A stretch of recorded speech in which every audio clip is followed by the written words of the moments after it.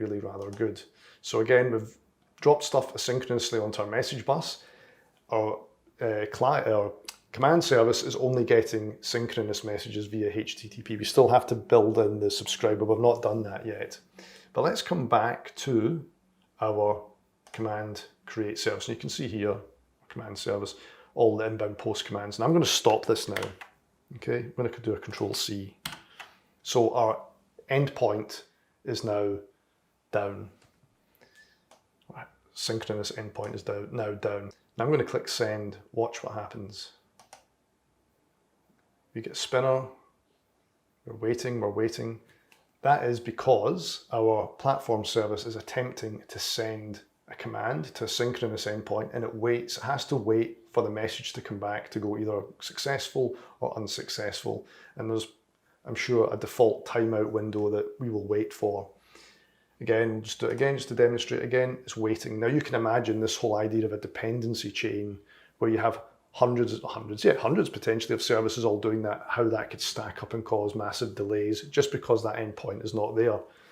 What you will also realize though, as we come back to our message bus, once the synchronous messaging component failed, the asynchronous stuff still went ahead and dropped our asynchronous messages onto the message bus, because that's still there and that's still running. So you can start to see the differences between synchronous messaging being problematic if it's not there, and us just dropping async messages onto the message bus. All right, so that is all looking pretty good. So I think what we should move on to next is we can do one of two things. We can either deploy this into our Kubernetes cluster, which I'm probably not going to do. I think what we do next, because this was successful, is we build up the subscriber in our command service so it can actually receive the events from the message bus. So we'll move on to that in the next section. All right, so let's make sure we are over in our command service, and I'm just going to, before I do anything else, make sure everything else is shut down. Let's just shut that down as well. Okay, so back over in our commands service. Now, I'm going to give you a bit of warning here. This is actually by far and away the most complicated part of the whole video. And that is basically allowing us to, number one, subscribe to the message bus, and then two, determine the event on the message bus, and then do something with that event that we've determined. So there's quite a few things that we need to build up here. So we're going to have to add 2 new DTOs to our command service. We're going to have to add the RabbitMQ config to our config file. So we'll do that next, and that's quite straightforward. You've seen that already. We're then going to define what's called the event processor. And the event processor is basically going to determine what type of event did we get. So again, the RabbitMQ pipe is stupid. We're just getting events. So we need to find a way of determining what was this event. Was it a platform published event? Was it a shipping event? You know, there could be a million different events. So the event processor class is really determining what was this event and then doing something with it. And then we're going to write the class that actually connects to the message bus and receives events, because it's dependent on this event processor. So we have to build it up in the order in which they're used. Okay, so there's a lot here. Conceptually seems quite simple, but the implementation, there's a couple of little really gnarly things in here to do with the way dependency injection works, service scopes, service lifetimes, and we're going to be doing some kind of interesting stuff around getting access to our repository. And there's a lot going on here, so you do need to pay attention. All right, so in this section, what we're going to do, just some simple stuff to begin with. We're going to check that we've got the RabbitMQ client library, simple enough, and we're going to create our config, and then we'll move on to the next section. So, commands service, commands CS proj file. Let me just get rid of this for the second. Make sure I'm in here. And yeah, we don't have the RabbitMQ package, so .NET add package. And it's RabbitMQ. Keep saying MQ client.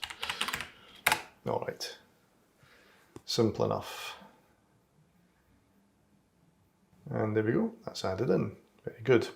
And then, like we did with our platform service, we want to add in configuration elements to both our production and development app settings JSON files. So we'll do a Control B. And what I might do is I might select our app settings development JSON, and I might just come over to our platform service, and I might just copy in those files. So here we are, platform controller, platform service should I say, and I'm going to close all this down. And we'll come to our development JSON, and I'm just going to copy these because it's exactly this, connecting into the same message bus. Okay, so I'll copy these over. All right, and I'll paste those in. And doesn't like that. I need to paste it inside here. Paste it in here. That's better. I'll tidy that up by doing an Alt, Shift, and F to format our file. Save that off. Fantastic. And then we'll select our. We've only got an app settings JSON file here. That's interesting. We don't have a production settings file yet, so let's do that. So in the root of our project, right click, new file, and we'll create an app settings.production JSON file. And we will come back to our platforms class, platform service, get rid of that, go into our production class, and we will just copy this out. Actually, we only need the 2 elements, so copy that, and back over in here, we need to put in a pair of curly brackets, and this is our config for our platform service. So platform service, our command service in production. Okay. All right, so command service, we got our development configuration and we have our production configuration, remembering that it's the RabbitMQ cluster service IP name that we want for production. So that is our sort of basic config setup. Next, we want to move on to doing our DTOs.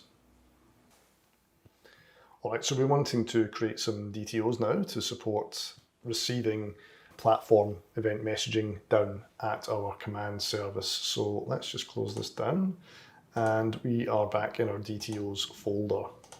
So the first DTO we want to create is the platform publish DTO.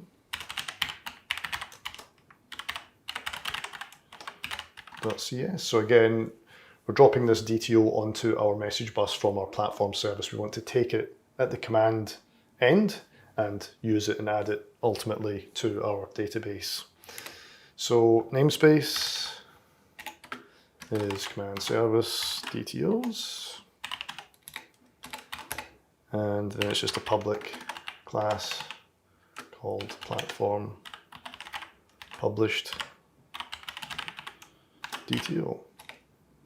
And what I might do, just to kind of save a bit of time, is come back to our platform service and just copy these properties over into here, as they should be exactly the same. Fantastic. Now ultimately what we're going to do is we're going to get this, receive this, understand that we've got this, and we want to then create a model in our command service database. So if we could take a quick look at our models, it's the platform model that we want to create, obviously. The ID is taken care of by our database, so we don't need to worry about that. The name we are getting here.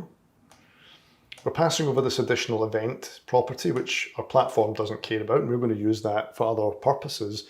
But we have specified that we do require this external ID property. Now, what that is going to ultimately be is it's going to be the ID of the platform in our platform service. We're going to use that as the kind of unique global identifier. So we're going to have to map between platform publish DTO and platform DTO. Now, unlike previous times where, in the case of name, it's just a straight through exact mapping. AutoMapper can do that for us without any additional config. In this instance, we are going to have to tell AutoMapper that we want to map ID to external ID. And so this is where the AutoMapper stuff starts to get a little bit more interesting.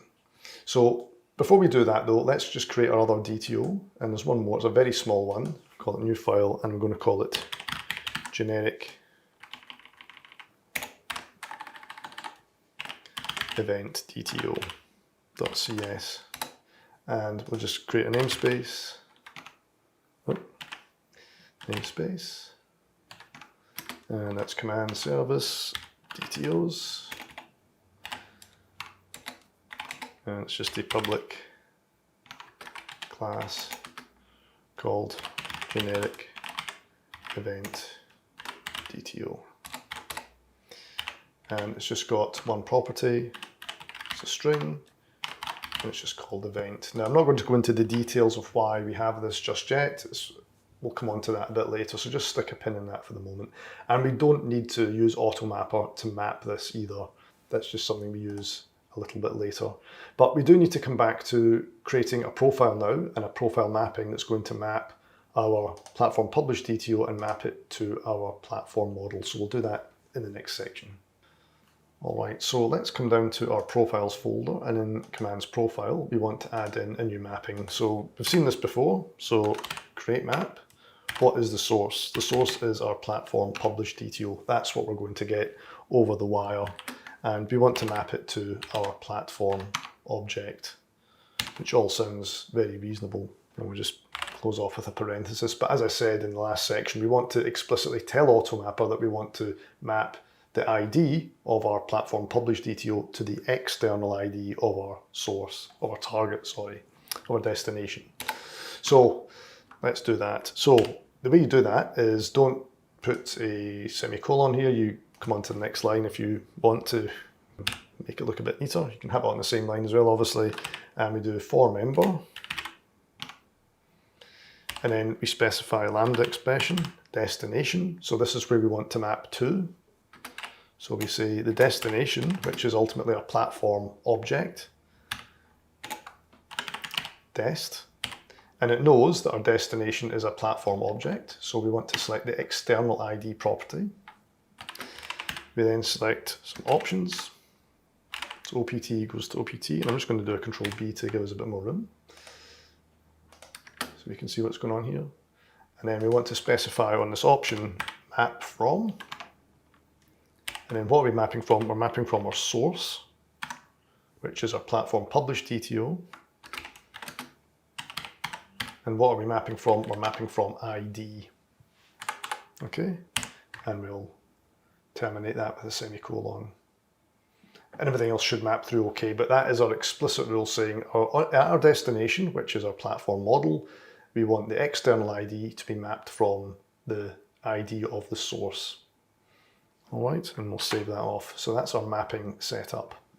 Now, I'm going to preempt something that I want to do a bit later, and what that is when we come and we receive this platform published object, we have to do a lot of stuff before we get to that, or after we get to that. We want to determine that we want to put this model, this object, into our database. Now, we want to make sure that we're not duplicating the same platform in our database. So we're going to do another repository method to say, given an external ID, do we already have that external ID in our list of models? And if so, then we don't add it. So it's very similar to the platform exists method.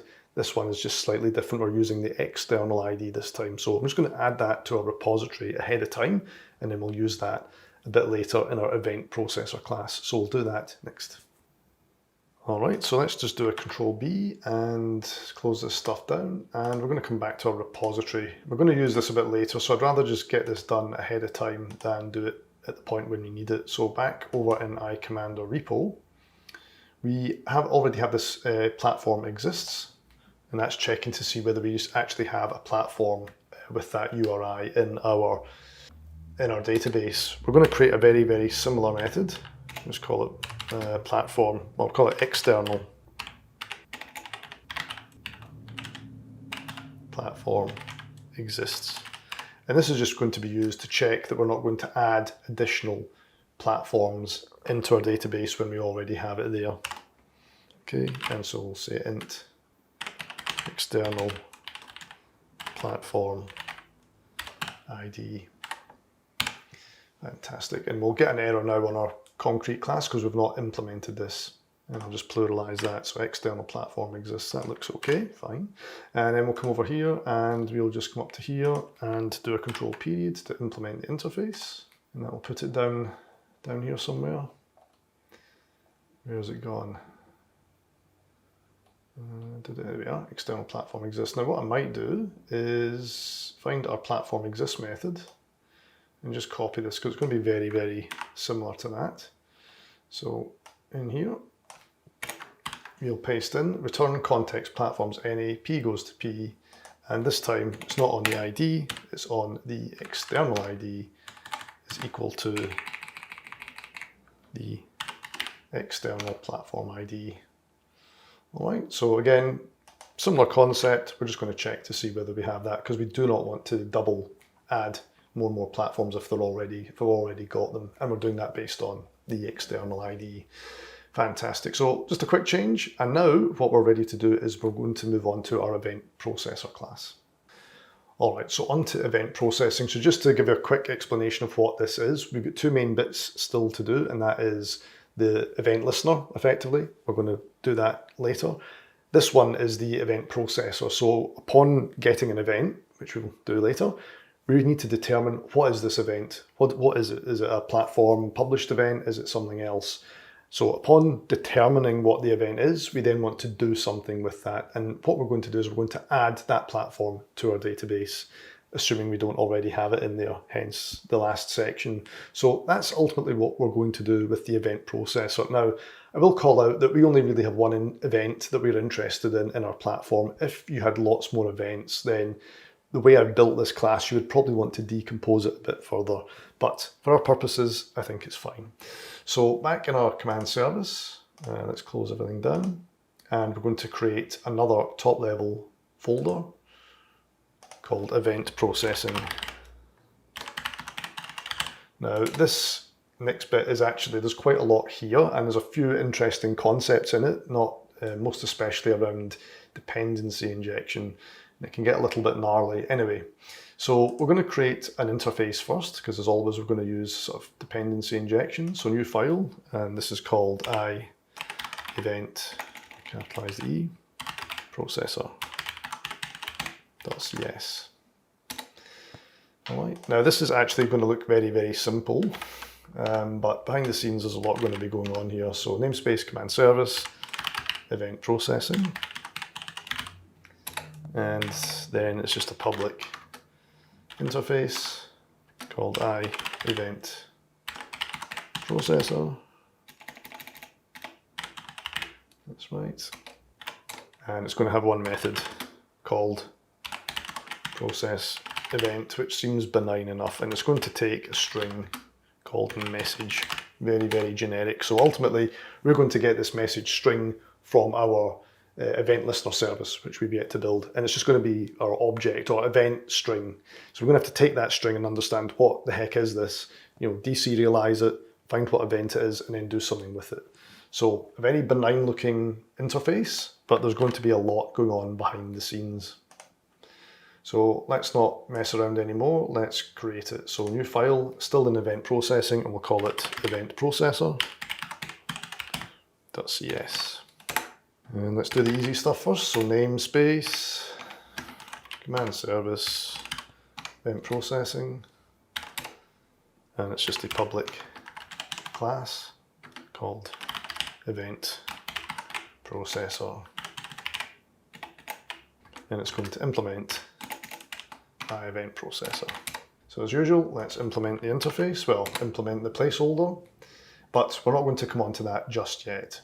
Now the first thing I'm actually going to do is I'm going to step outside this class, and in here I'm just going to create a very simple enum. So enum, and we'll call it event type. And this is just listing out our event type. So we're going to have platform published and undetermined. Okay, and that's the only ones we're dealing with. And the reason I'm creating an enum is I don't really like working with magic strings, so this just gives us a bit more structure around the types of events that we can have, and you'll see how this is going to get used in a second. And now just make sure you create that outside the class. All right, so we're coming on now to our class constructor, and again, coming back to the intention of this class, it's to take a message, determine what it is, and then we're going to add, if it's a platform published event, we're going to add our platform to our database. So immediately you're going to think, well, that's cool. That's just constructor dependency injection. That's just injecting a repository into this class. Unfortunately, in this case, no, that is not the case. We cannot do that. And the reason is for rather torturous dependency injection reasons. So I did kind of brush over it a bit earlier in the course, but when you register your services in Configure Services, they have what's called a service lifetime. So scoped, transient, or singleton. Now, singleton registered services, they exist for the lifetime of the application, basically. Scoped services, they exist kind of for every kind of session, and then the transient ones, it's every request. So they have different lifetimes. So singleton ones last for the entire length of the application. Fine, you may say. When we come on to creating our listening service, that is going to be created as a singleton service ultimately. It's going to be there for the lifetime of our application. And that service is going to call this service. And in order for that to happen, in order for us to inject this event processor service into our listening service, it too has to have a lifetime the same or greater than the service it's being injected to. So this service is going to have to be a singleton service as well. Fine. If we then try and inject in a repository and ultimately further down the food chain a DB context, those services have been registered with a shorter lifetime, and you can't do that. Freaks out, okay? It's not good practice. So in a long and roundabout way, we cannot inject a repository into the constructor here. We're going to have to inject it, well, we're going to have to create it, a reference to it in another way. So that's what we're going to do here. So coming back to this, probably become a bit more understandable when we actually go through it. So class constructor. So instead of injecting a repository, we're going to inject something called an I service scope factory. And we'll call that scope factory. And the use of we'll just go to the thing at the side there, and the use of the term factory, you might start to have some idea of what this may allow you to do, or maybe you don't. And I don't blame you if you don't. But the good news is we can still inject our IMapper in, so in the usual way. That's fine. And we'll bring in the namespaces for this, and we'll have to capitalize that. So let's bring this in. Microsoft Extensions dependency injection and AutoMapper. All right. I may actually just take this back up onto this line. I don't like using multi-lines unless I really have to. So again, we're going to create some private fields. So scope factory equals scope factory, and mapper, or underscore mapper,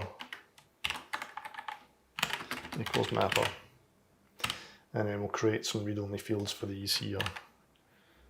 Read-only field, and correct that, and bring in a read-only field for that as well. Fantastic. So we'll come on to using the scope factory a little bit later when we actually do have to use a repository, but stick a pin in that for the moment. So the next method I'm going to create in here is in support of our publicly exposed method, which is process event. It's a private method, and basically this is the method that's going to determine what is the event that we got. And ultimately what it's going to use, if we come back to do Control B and we look at our DTO, we look at our platform publish DTO, we are passing through this event attribute here. And we're going to basically look at that and see what that is. And you will remember from, or maybe you don't, from our platform service over in our controller, when we generated our synchronous message, we set that event to this field here, to this string here. So we're basically just going to ultimately look for this string to see and understand whether it's a platform published message. So back over in our command service, let's get rid of that and let's come back to our event processor. So this is a private method, and we'll call it private event type. So it's going to pass back an event type that we defined here. And we're going to call it determine event.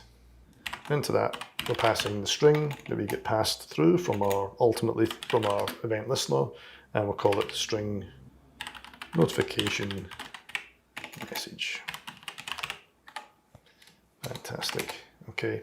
Then I'll do a console write line. Bring in the namespace for system. And we'll just say something along the lines of determining event. Fantastic. So the first thing we want to do is basically deserialize this string into an object.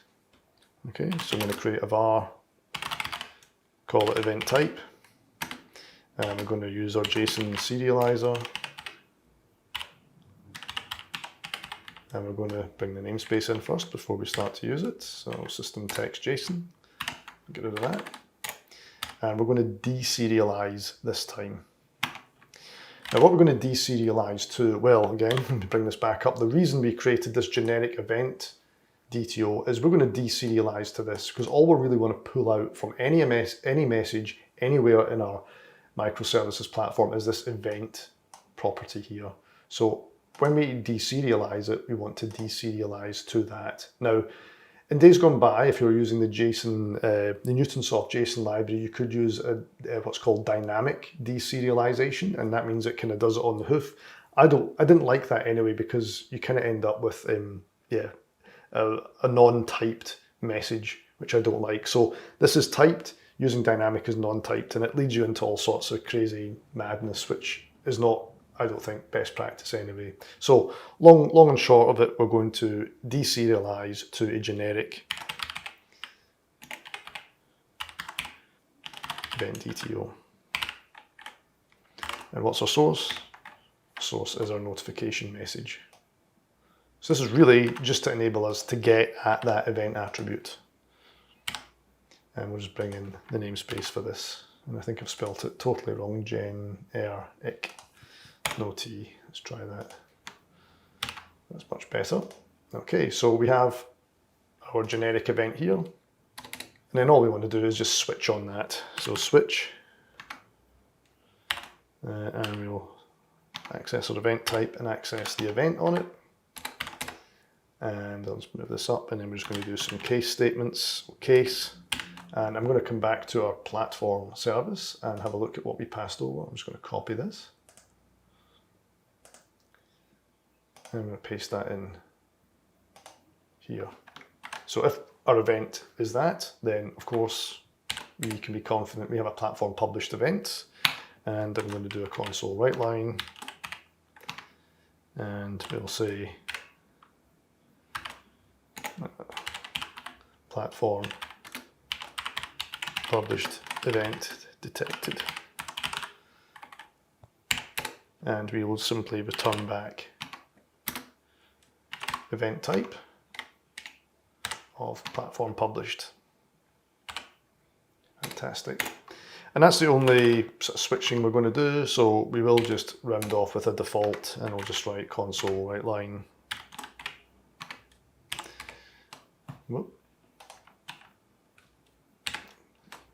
And I'll use this, and I'll actually do that up here as well because I've been using it all throughout the application. So let's keep it consistent, and we'll say could not determine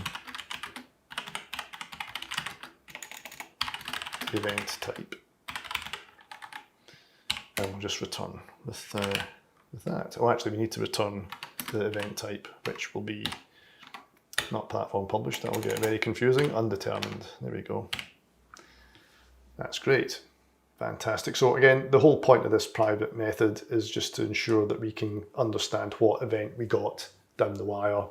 And our process event is then literally going to do something. Well, it's going to see what we got back, and it's going to then action it, do something with it. So we'll take a quick pause here because this video's been going on quite long, and we'll come back and we'll finish off our process event and one other method of this class. All right, so let's come back to our process event, and actually just don't forget to save your work just in case something crazy happens. So in process event now, this is kind of our main publicly exposed method. All we want to do is we'll create a variable of event type, and we'll make that equal to determine event, and we'll pass over the message that we get here.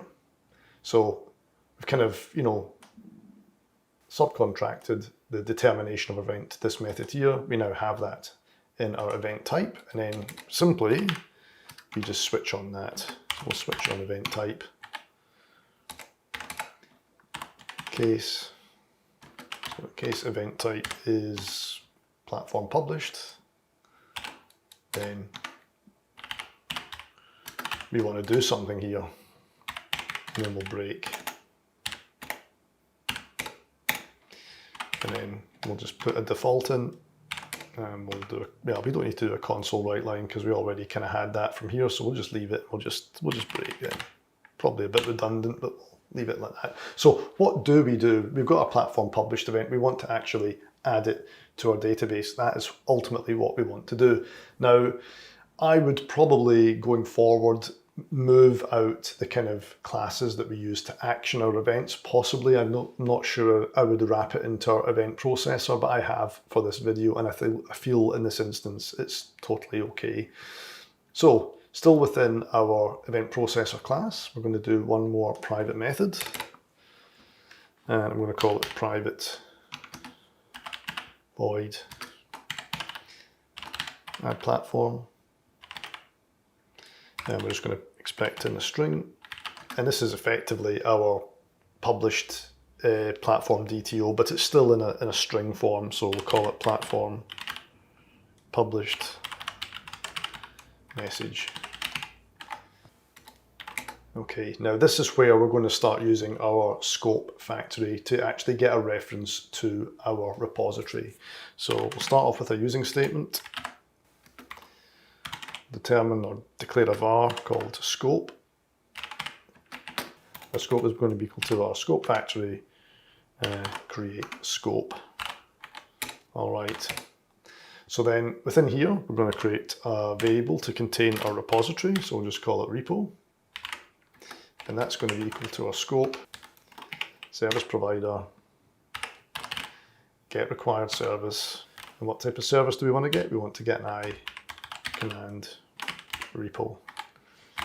Okay, so basically getting a reference to this in this way, as opposed to injecting it through constructor dependency injection. And again, it all comes back to the service lifetime of our repository and this class here.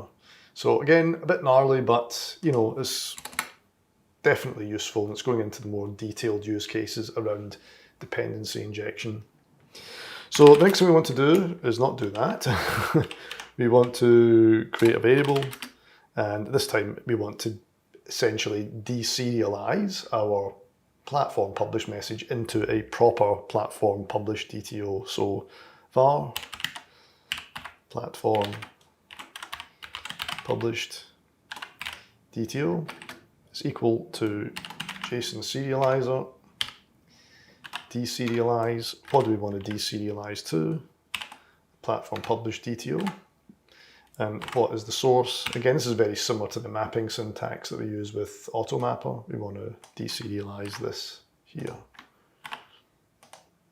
And that's okay, the namespace is already there, so that's cool. So this will then be our platform published DTO. And then finally, we want to try and add this to our database. So I'm going to put this in a try catch block. And so I'll do the catch statement first. And we'll just do a console write line. And we will say, could not add platform to DB. And we will put in our message in here. So EX message. Don't forget the semicolon, which I'm sure you won't at this point. We've been doing quite a lot of coding here. So within our try block, what we want to do is ultimately get a platform model. So multi-stages of converting objects. So var plat equals mapper, not scope factory, mapper. And what we're mapping, we are mapping to a platform. And what are we mapping from? We're mapping from a platform published DTO here, this here, okay. So we'll leave it as is, bring in the namespace for that. And again, semicolon. Great, so we've got our model now. So all we need to do is determine whether we want to add this platform to our database. And that's where this new repository method comes in. So if repo, or if not repo, we'll do external platform exists, and we want to access on our platform object our external ID, and that should be mapped through. So if it doesn't exist, then we will create it. Otherwise, we will do something else. And in fact, we won't do it. Well, we will. We'll write out a message because we're going down that path, aren't we, of writing console write lines. So we'll do that again. Write line, and we'll just say platform already exists. So we won't bother adding it. Fantastic. And then finally in here, we will do repo, create platform, and we'll pass in our plat object. And then finally, we'll do repo, save changes. Otherwise it will not get added. And I think that is that. That is our event processor class. So, you know, logically it doesn't sound that complicated, but you saw there was some fairly interesting things going on in there. So let's do a .NET build. That's all looking okay. Don't jump the gun. Now the one thing, again, not to forget this, let's put it in. Control B. Over in our startup class, we want to register our event processor interface and our event processor class. So after controllers, we'll put it in there. So using our services collection again, we are going to add singleton this time. And again, the reason we have to do that is because we are going to inject this class into our message bus subscriber class. So add singleton, event processor, and we're going to, let's bring in the namespace, event processing, and then we're going to give them an event processor, like so. All right, fantastic. So we'll save that off. Now what I might just do is I might just run this up, because stuff will often build fine and sometimes it won't run if you've done something wrong with dependency injection. Doing a .NET run really proves it out. So that's all looking good. That's still running up perfectly okay for the moment. So that is looking fantastic. So we're almost there. We're almost there. The next thing we're going to do is now create an asynchronous data service to listen from our command service on the message bus, and then it will use the event processor to add our platform to the database. So we'll do that in the next section.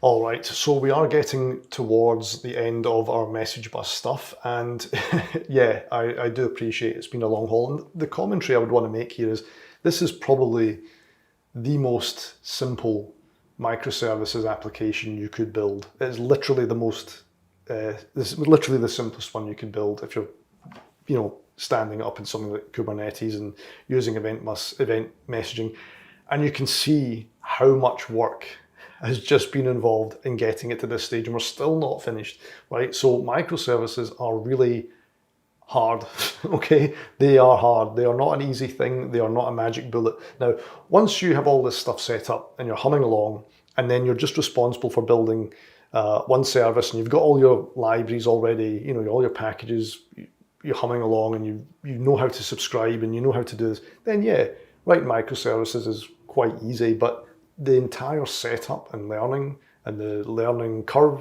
is big, it's large. So not trivial stuff at all. So let's just clear all this down, make sure we don't have anything running, and we are going to create, I think this, no, it's not. I was going to say it's the final folder within our command service. It's not. We have one more after that as well. But yeah, for now, we are now going to create an asynchronous messaging folder for our subscriber. So ASYNC data services. Okay. And into that, we are just going to create a file, one file called message bus subscriber.cs. Now you're probably going, okay, we've been creating interfaces in concrete classes, Why are we just going straight for an implementation class? That's a great question. The reason is this service here is going to have to run in the background. We're going to start it when our service starts, and it's going to be continuously listening on our message bus for events. And so because of that, we have to build it in a slightly different way. We don't use the interface concrete class repository. Again, I did try building it that way, but you get into some very torturous tail chasing around service lifetimes and all that kind of stuff. So this is the simplest way of doing it, and you'll see how it will unfold as we start building it. But yes, we're basically building something called background service, and I'll put some links below that will explain a bit more about background services. But really, yeah, the whole point of it is that it's something that runs in the background. It's a long-running process, ideal for listening for events on a message bus. Now, a lot of this stuff is actually very similar to the client that we built in our platform service. This is the subscriber. A lot of the stuff is very similar to the publisher that we've already built, so it should look quite familiar. So I'm going to kind of go through that stuff quite quickly, and then the more interesting bits I'll call out in a bit more detail. So let's get started. Namespace, and it's command service, and we have to type this in as we've not used it before. So ASYNC data services, and it's a public class. Don't know why I capitalized that. I've not done that before. And we call it message bus subscriber, and it's going to inherit from something called a background service. We'll bring in the namespace for that. First one here, Microsoft Extensions Hosting, is the one we want. Now you can see straight away it's erroring out. Why is it erroring out? If we do a control period, then we need to implement the abstract class. Now this is this thing I was talking about, the long running task. Okay, so it's called execute async, and basically it's within here that we're just going to listen for events ultimately. Okay, that's the whole point of one of these background services. But before we come on to that, I'm going to create a constructor as usual. So CTOR message bus subscriber, and we are going to inject iConfiguration, as we want to get access to the configuration elements to know where our RabbitMQ instance is. So iConfiguration, we'll call that configuration. And then the other one we want to inject in is our event processor, which we took great pains at creating in the last video. All right. So we're just going to bring in the namespaces for this.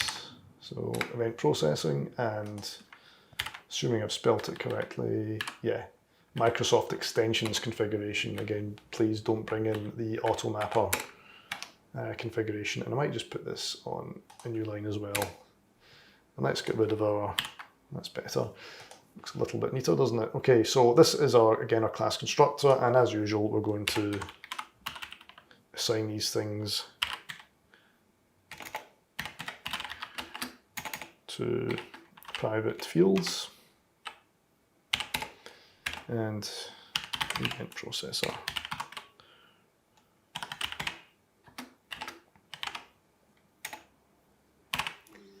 Okay, and then we'll just create those. So control period, read only field, and here as well, read only field.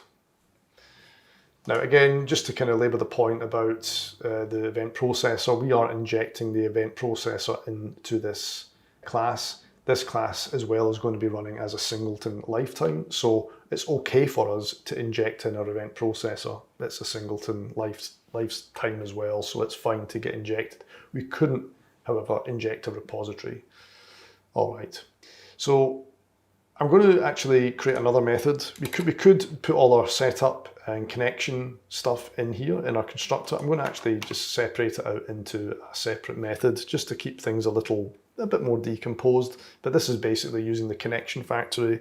You've seen all this stuff before, but we'll just do a private void, and I'll call it initialize. And I'm very conflicted about using Z's, but I'm going to go with the Americanized spelling, even though I don't agree with it.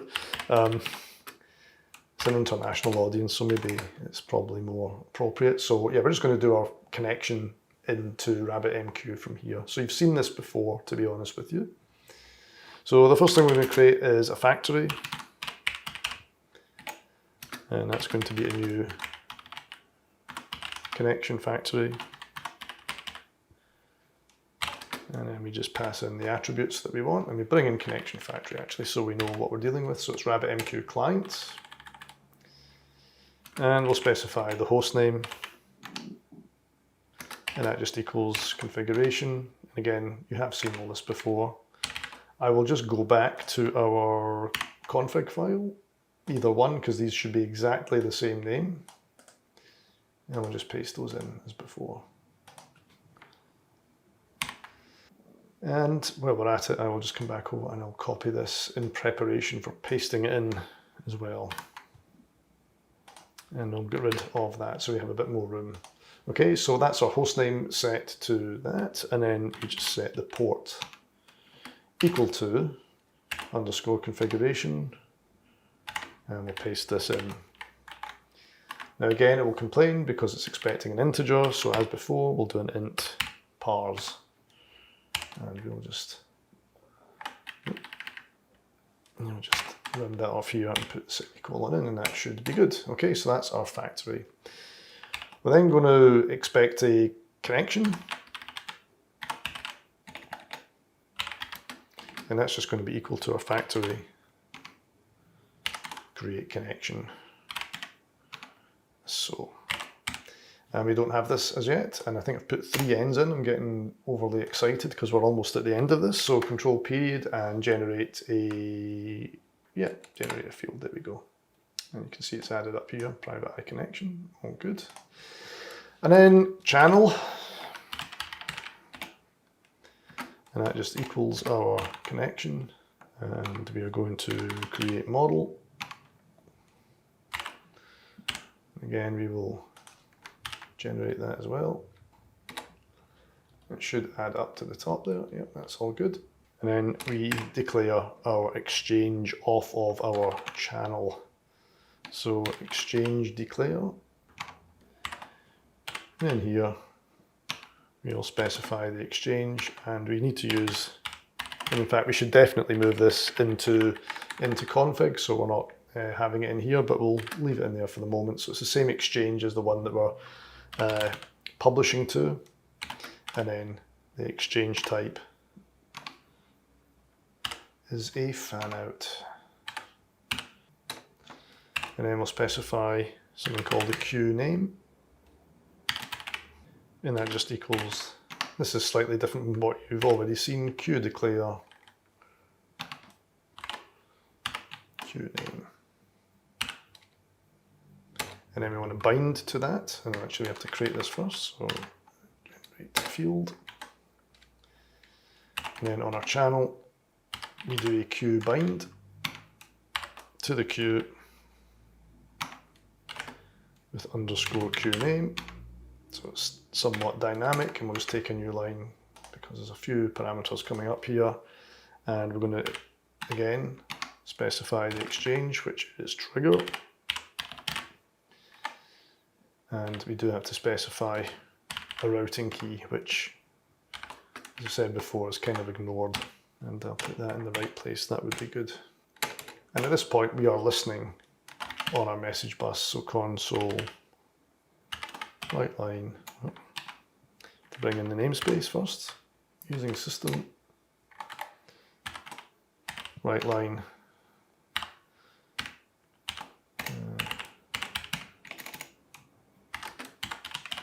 listening on the message bus,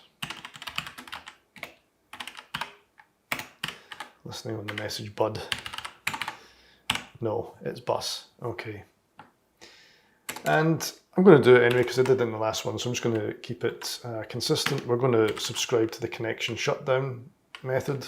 So connection shutdown plus equals, and we'll say rabbit MQ connection shutdown.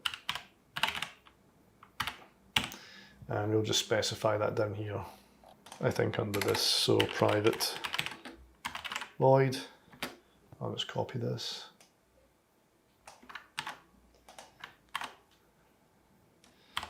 Specify an object sender and shutdown event args E.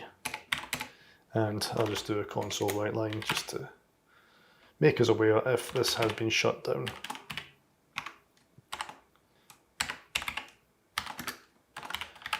Connection shutdown. Okay. Fantastic. And while we're at it, we'll just do some other housekeeping A-type stuff. We'll do a public override void dispose. I also want to put in we'll do a check to see if the channel is open. Then channel close and connection close as well. Fantastic. And then just coming back up to our constructor, I just want to call this initialize method from within our constructor. So we'll do that here just before I forget, because that would be quite annoying if I forgot to do that. So all that leaves us to do really is put in the code in our execute async method, and we're going to do that. This video's been a little bit long, so I'm going to just take a quick pause and then we're going to come back and finish this off, and then we're almost ready, well we'll be ready to test asynchronous messaging end to end, locally at least, and then we have to deploy up to Kubernetes, but we'll do local testing first. So anyway, next section we'll finish off the execute async method. Alright, so let's come on to finishing off our execute async method. So let's just get rid of this for the moment. Now there's some kind of interesting stuff in here, all really based around this background service concept. So the first thing we want to actually declare is a stopping token. And we'll just throw of cancellation requested. So again, we can request that this method stops by passing in that token into here. Next, some RabbitMQ stuff. We want to declare a consumer. So just to reiterate, we've kind of created a connection, but now we want to actually start consuming events effectively on our message bus. So we'll say var consumer equals new, eventing, basic consumer. We'll bring in the namespace, which is RabbitMQ client events. Let's take out that space. And we are going to pass in the channel that we declared as part of our connection. And then here's the magic. Here's the magic part that you've really been waiting for. So consumer, and then we will go to our received event and we will subscribe to that event. And into here, we will pass module handle and EA. And you'll see how these are used in a minute. So large kind of lambda function. I'm going to do a console write line. And I'm going to say event received. Okay, so basically if this triggers, it means we have an event on the message bus that we've been listening on. Fantastic. So then I'm going to declare another variable called body, which is the body of our message, and that is going to be equal to the EA body, the EA input that we got here. All right, and then we want to convert this effectively to a string because it's a byte array at the moment. So I'm going to call this var notification message, and we're going to equal that to encoding. Bring in the namespace for that, so system text, UTF-8, get string this time, not get bytes, so we're kind of going the other way, and then we'll pass in the body, and we will call the toArray a method on that. And then we're going to make use of our event processor from the previous section, and we're going to ask it to process the event for us. And we'll pass in the notification message that we've just kind of converted here. And that will determine what the event is. And then if it's a platform publish event, we'll add that to our database. And don't forget to put a semicolon here. Easily done. So again, we want to keep on consuming. So on the channel, we'll say basic consume. We specify the queue, which is queue name. Oh, that's definitely not right. So the queue. So underscore queue name. Auto acknowledgement. Now this isn't really something I covered, but you can also acknowledge messages. We'll say true. It doesn't really have any impact on what we're doing. And then consumer is the consumer. And then finally, we need to return a task, completed task. So this is again really to do with this long running task execution. We will return that at the end and save that off. Now I'm just checking through this. I think that is everything that we needed to do. So initialize, that's creating our connection effectively. This is our long running task, just waiting and listening for events. Our shutdown event is there if we want it, and our dispose method is there as well. So that is all looking good. Let's do a .NET build. Perfect. There's one last thing we need to do. We need to register this for dependency injection. So let's come back over, Control B, Control B to our startup class. And I'll just get rid of this for the moment. Now after controllers, we're going to add it. And the way you add it, this is where it gets quite interesting, services, and we're going to add what's called a hosted service. And we just pass in the name of our asynchronous listener. So it's message bus. Actually, I can't even remember, message bus subscriber. Bring that message, bring that namespace in. And we'll just run that out with a pair of parentheses. And that should be good.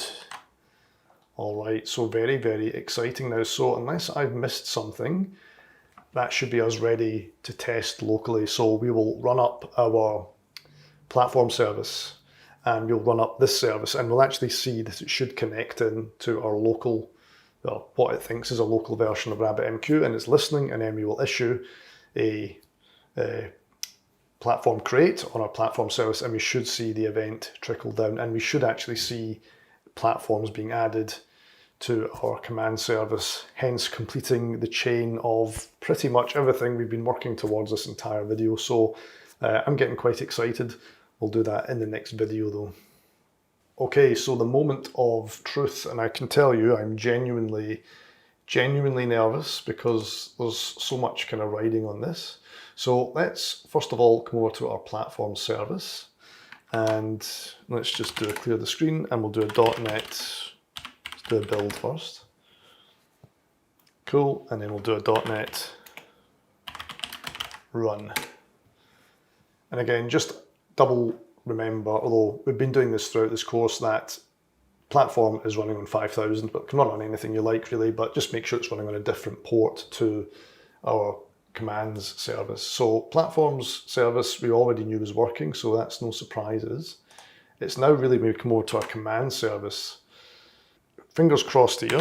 So let's do a .NET build. I will be so disappointed if this doesn't work. There's building, so let's see what happens when we run it. Straight away, I'm almost crying with joy, I'm happy. Let's see what we've got here. So this is the thing I was really wanting to see. We are listening on the message bus. So by registering our background service in configure services, we are starting that long running task, and it's now listening for events. So That's really good news. Now, what I want to do now is create a platform on our platform service using our friend Insomnia.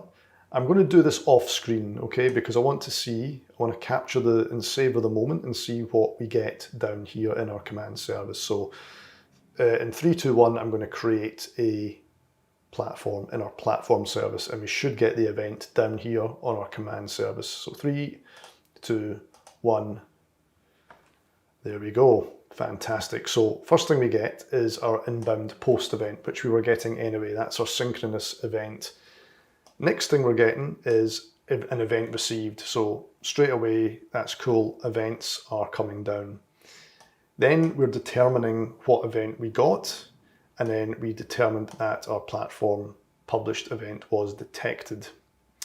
Now, I can't remember what other commentary we put in our event processing class. So let me just come over to event processing and select this. So let's just see when it determined the event, which it's doing here.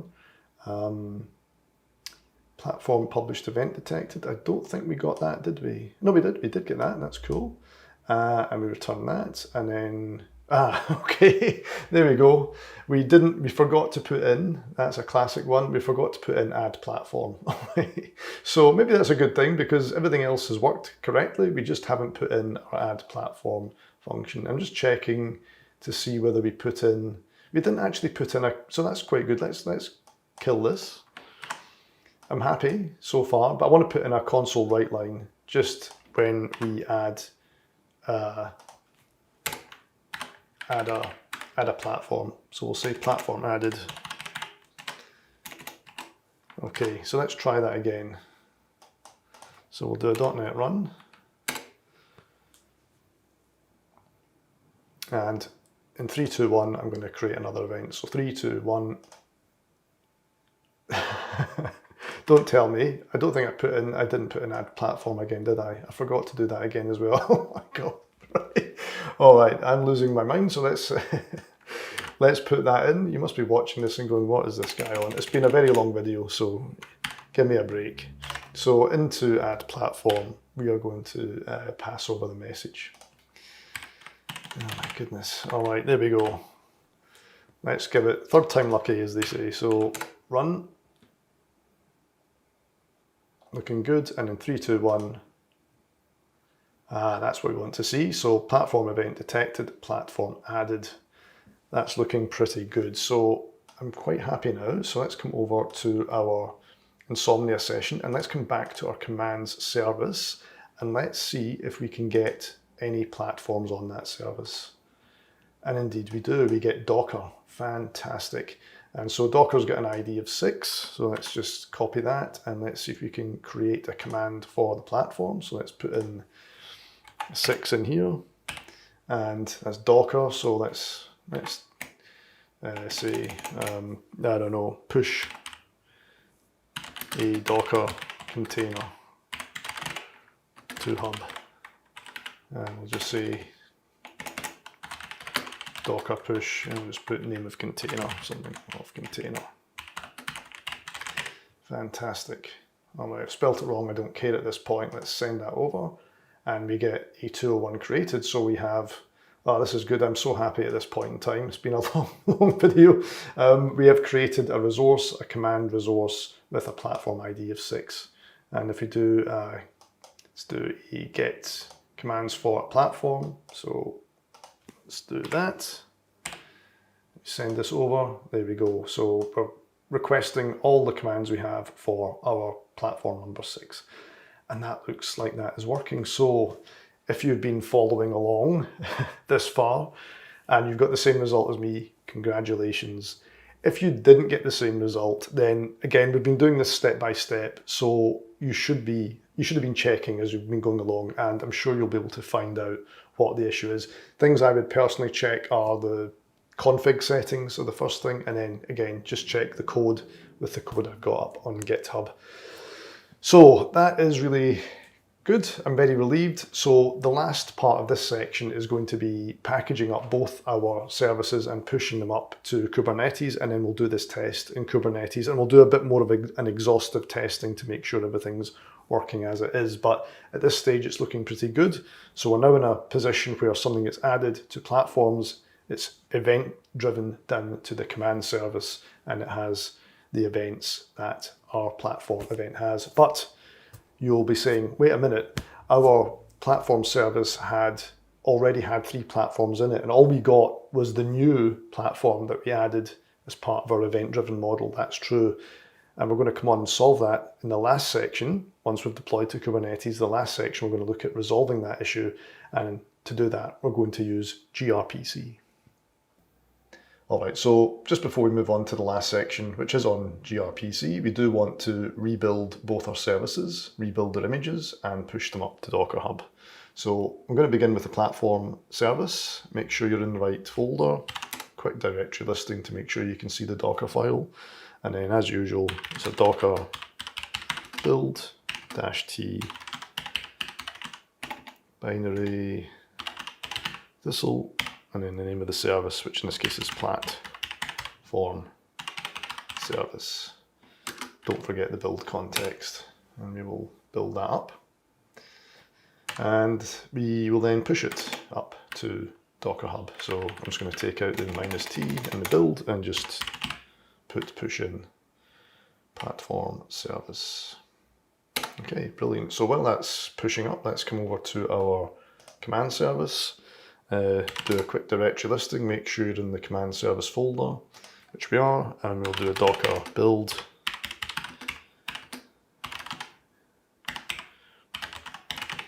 binary thistle, and the name is command service.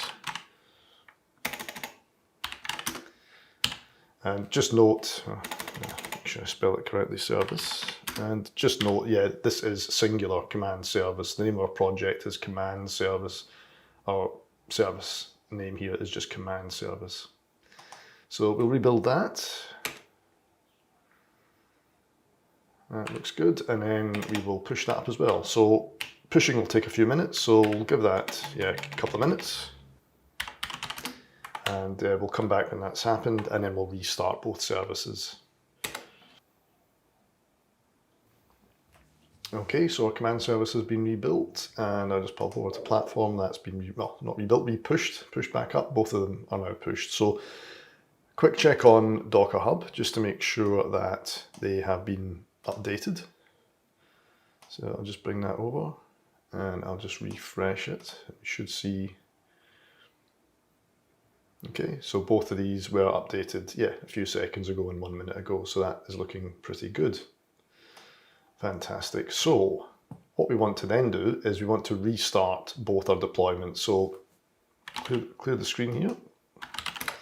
We'll do a kubectl get deployments. And we already have deployments, so that's why we're not doing the kubectl apply, we're doing the role restart, because we already have these deployments. And again, if we did an apply, kubectl apply deployment file, the deployment file hasn't changed. So again, I've said that a few times already. So let's just redeploy the platform service first. And we'll do a test on that. So kubectl, rollout, restart deployment, and we want to do platforms deployment.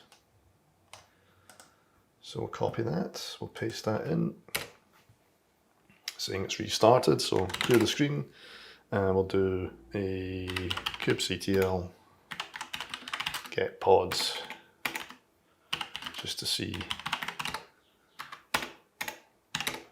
So we've got the container creating state, which is fine. So we'll just have to wait for that to create itself. And then what we'll do is we'll create a platform using Insomnia, and we'll see if it drops an event onto the event bus. Just make sure that part of the equation is working, and then we'll redeploy our command service to check that it receives events successfully. I just want to do one leg at a time rather than trying to do everything at the same time. Cool, so that's all running now. That's looking pretty good. So if we come over to Kubernetes, here we are. I'm going to do a sort by started time. So we should see our platform service at the top here. Looking pretty good using SQL Server, applying migrations. We already have data. That's all looking fine. Good. So we'll then pull over RabbitMQ management console so we can take a look at messages going on to the message bus, hopefully. And then the final thing I'll do is I'll just use Insomnia to create a new platform on our platform service. So let me just bring Insomnia onto the screen. The screen's getting a little crowded, but that's okay. So here's our K8s environment. Here's our platform service. I want to just see what platforms we have in here. Now I did a few just while I've been testing offline. We've got a few more platforms in here. That's okay. I want to create a new one. So I'm going to create a new platform. Let's create one called Console. I think that's how it's pronounced. It's a service mesh application from the same people that make Terraform. That's all good. So what I'm going to do is I'm going to click send. Okay, and we've got a 201 created. Let me just get all platforms, make sure that was created. Yep, that was created. Good. And over here, we were successful in sending a synchronous post to our command service. We then move on to the asynchronous stuff. So RabbitMQ connection is open, we're sending the message, and we actually did send a message with our attributes onto the message bus. And we can also see down on the message bus that yes, indeed, a message was sent down. So that's excellent. That's our platform service working in production. So I think all we need to do now is just redeploy our command service and see if it receives events. So let's do that now. Now you can do a restart in any terminal. It doesn't have to be within any particular project. So I'm just going to do a clear the screen. I'll do a up key. I want to get all my deployments. So we want to restart the commands deployment now. So I will do up key, and then we'll replace platforms with commands, and that should restart our commands deployment. Okay, and we'll do a get pods, and we'll see that we've got our commands service in the container creating state. So we'll just wait for that to create, and then we'll run a very similar test, and hopefully we should see not only events going on to the event bus, but the event being received in production, and then we can also query that service as well in production. So I'm just going to do a quick check to see how our pods are getting on. Yep, the other one is terminating, which is good. There we go. So we've got all pods, all 4 pods running. That looks good. So what I might do is come back over into Kubernetes. Let's bring that onto the screen. There we go. And the problem here is I have 2 screens and they're running at different sort of magnifications, so the rendering can be a little bit weird. Anyway, let's order by start time. So again, command service is the newest one. So that's really good news. You can see it's listening on the message bus, which is excellent. So it's started up and it's listening. So what I might do is just come back over to Insomnia, and we'll create another platform. So let's create another one of the HashiCorp applications. They do something called Vagrant as well. So let me just move this down a bit. Click send. There we go, looking pretty good. So we got an inbound post from our synchronous service, which should be working anyway. We also received an event on the event bus. We determined the event. We established it was a platform published event, and we added a platform to our in-memory database. So that all looks like it is working exactly as we would expect. And you can see here that we had that event placed onto the message bus. So looking pretty good. So the only thing that we should really do is add some API calls for our command service. We don't actually have any yet. So in our K8s folder, I'm going to create another folder. And I'm going to say commands service nginx. And we want to, let's see what commands we have. Let's get platforms, that's the one we really want to check. So let's do, actually we can probably copy it from down here. So get all platforms, let's duplicate that. And we'll move it into, move it a bit further up, move it into here. And all we need to do is change the URI. And again,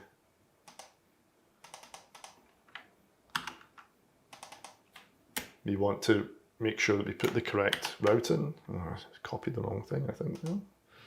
This must be very painful to watch. Let's copy that. Let's paste it back in here. Okay, and it's API/C get platforms. There we go. So we have our one new platform created in our command service, and of course we don't have the other commands yet because we're only working off an event-based model at the moment, but we will come on and we will rectify that with gRPC. We'll use that to pull down any other commands that way, but that looks pretty good. So maybe what we should do is add a couple of other endpoints in here. Let's create a command. So I will come down here and duplicate this. Create command for platform, and we'll just move it up to here, and it will be the same. No, actually it won't be the same, it'll be slightly different. Let's copy this, let's paste this in here, and let's just check what this platform was, 8. So if we come over here, you want to put in 8 and then commands, and that should create a command for that particular, and we'll just leave the same body and it doesn't really matter, but we have created a command there for that particular platform. Good, and we'll just duplicate one more request. Let's get all commands for the platform. Let's just duplicate that just to make sure that's working, and we'll move that up to here as well and move it into the right place. So again, we'll come over here and we'll copy this URL and we'll paste it into here. And I think that's a GET request. So we're getting all commands for this particular platform. There we go. And we've got our one command that we just created. So that is all looking pretty good. I think we can draw a line under Kubernetes stuff really well. Yeah, we can draw a line under the Kubernetes stuff. We don't have to create anything else in there. We can draw a line under event-driven stuff. We are pretty much done with that. Now, obviously, we have just started using an event-driven model.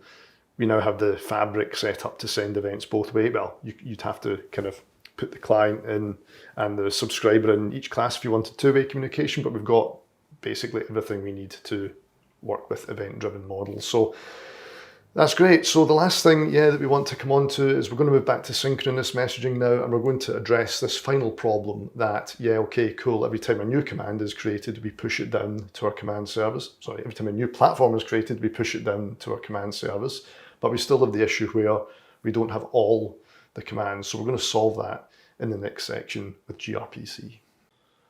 All right, so we move on to the final section of the video, and we're going to be talking about gRPC, and not just talking about it, we're going to develop some gRPC code. But before we move on to that, as it says on the screen, let's discuss what it is and why we should use it, or why would you use it. So first of all, it stands for Google Remote Procedure Call. So obviously created by Google, but it's now again in the public domain in the same way that Kubernetes is as well. It uses the HTTP2 protocol to transport binary messages, and that's quite important. It's, binary messaging. It's designed to be very lightweight and highly performant. I've also put in brackets here because this is something that we're going to discuss in a bit when we come on to implementing it. It does require, or usually does require, the use of HTTPS or TLS, whatever you want to call it, as part of that connection. Now, we are not using HTTPS or TLS internally within our Kubernetes cluster. So that does mean we have to do a little bit of a workaround to get gRPC working, because it is kind of usually reliant on that. As it says they are focused for high performance. It relies on something called protocol buffers, or protobuf, which effectively defines the contract between the endpoints. So you use this protobuf file, which defines the service. It defines inputs and outputs. And this protobuf file exists at both endpoints, both the client and the server, and it really forms the contract that both parties have between each other. As you would expect, it's multi-language support. So yeah, we're obviously using C#, but if you have a C# client and a Ruby service, they can talk together using gRPC. And there's language support for most of the main languages out there. It is quite frequently used as a method of service-to-service communication. So you wouldn't typically have a client web browser using gRPC to talk to a service, just given the complexity of the HTTP2 protocol and gRPC itself. So it is used really just internally for service-to-service communication, but it is still asynchronous messaging methodology, if you like. So here's a bit of a diagram. So yeah, we are not implementing this obviously, but yeah, we have as an example, a C# client on the left with the proto file, and then we have a Ruby service on the right, again with the same proto file definition. They talk via HTTP2, and yes, our client has a gRPC stub on the left, and our service has a gRPC server on the right. Now, one of the things with gRPC when we come on to using it within our applications is there is a lot of generated code. So we write a proto file, which is actually relatively simple, very small. As part of the build process, the gRPC library actually builds up a lot of stuff in the background that allows it to work. And then we work with gRPC to actually make calls and receive requests. So we'll see how all that works in the next section. Now, just before we move on to the code, I do want to just come back to our solution architecture and just kind of round it out, because we have been sort of checking in with this as we've moved along. So we are basically at this stage now.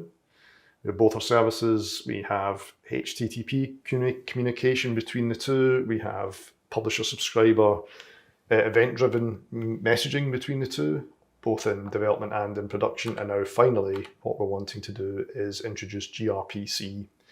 And our use case is that when the command service starts, we want to use gRPC to reach out to the platform service and retrieve all the platforms that the platform service has. So it gets around this issue of the fact that we only have, at the moment, the event-driven platforms that the command service is aware of.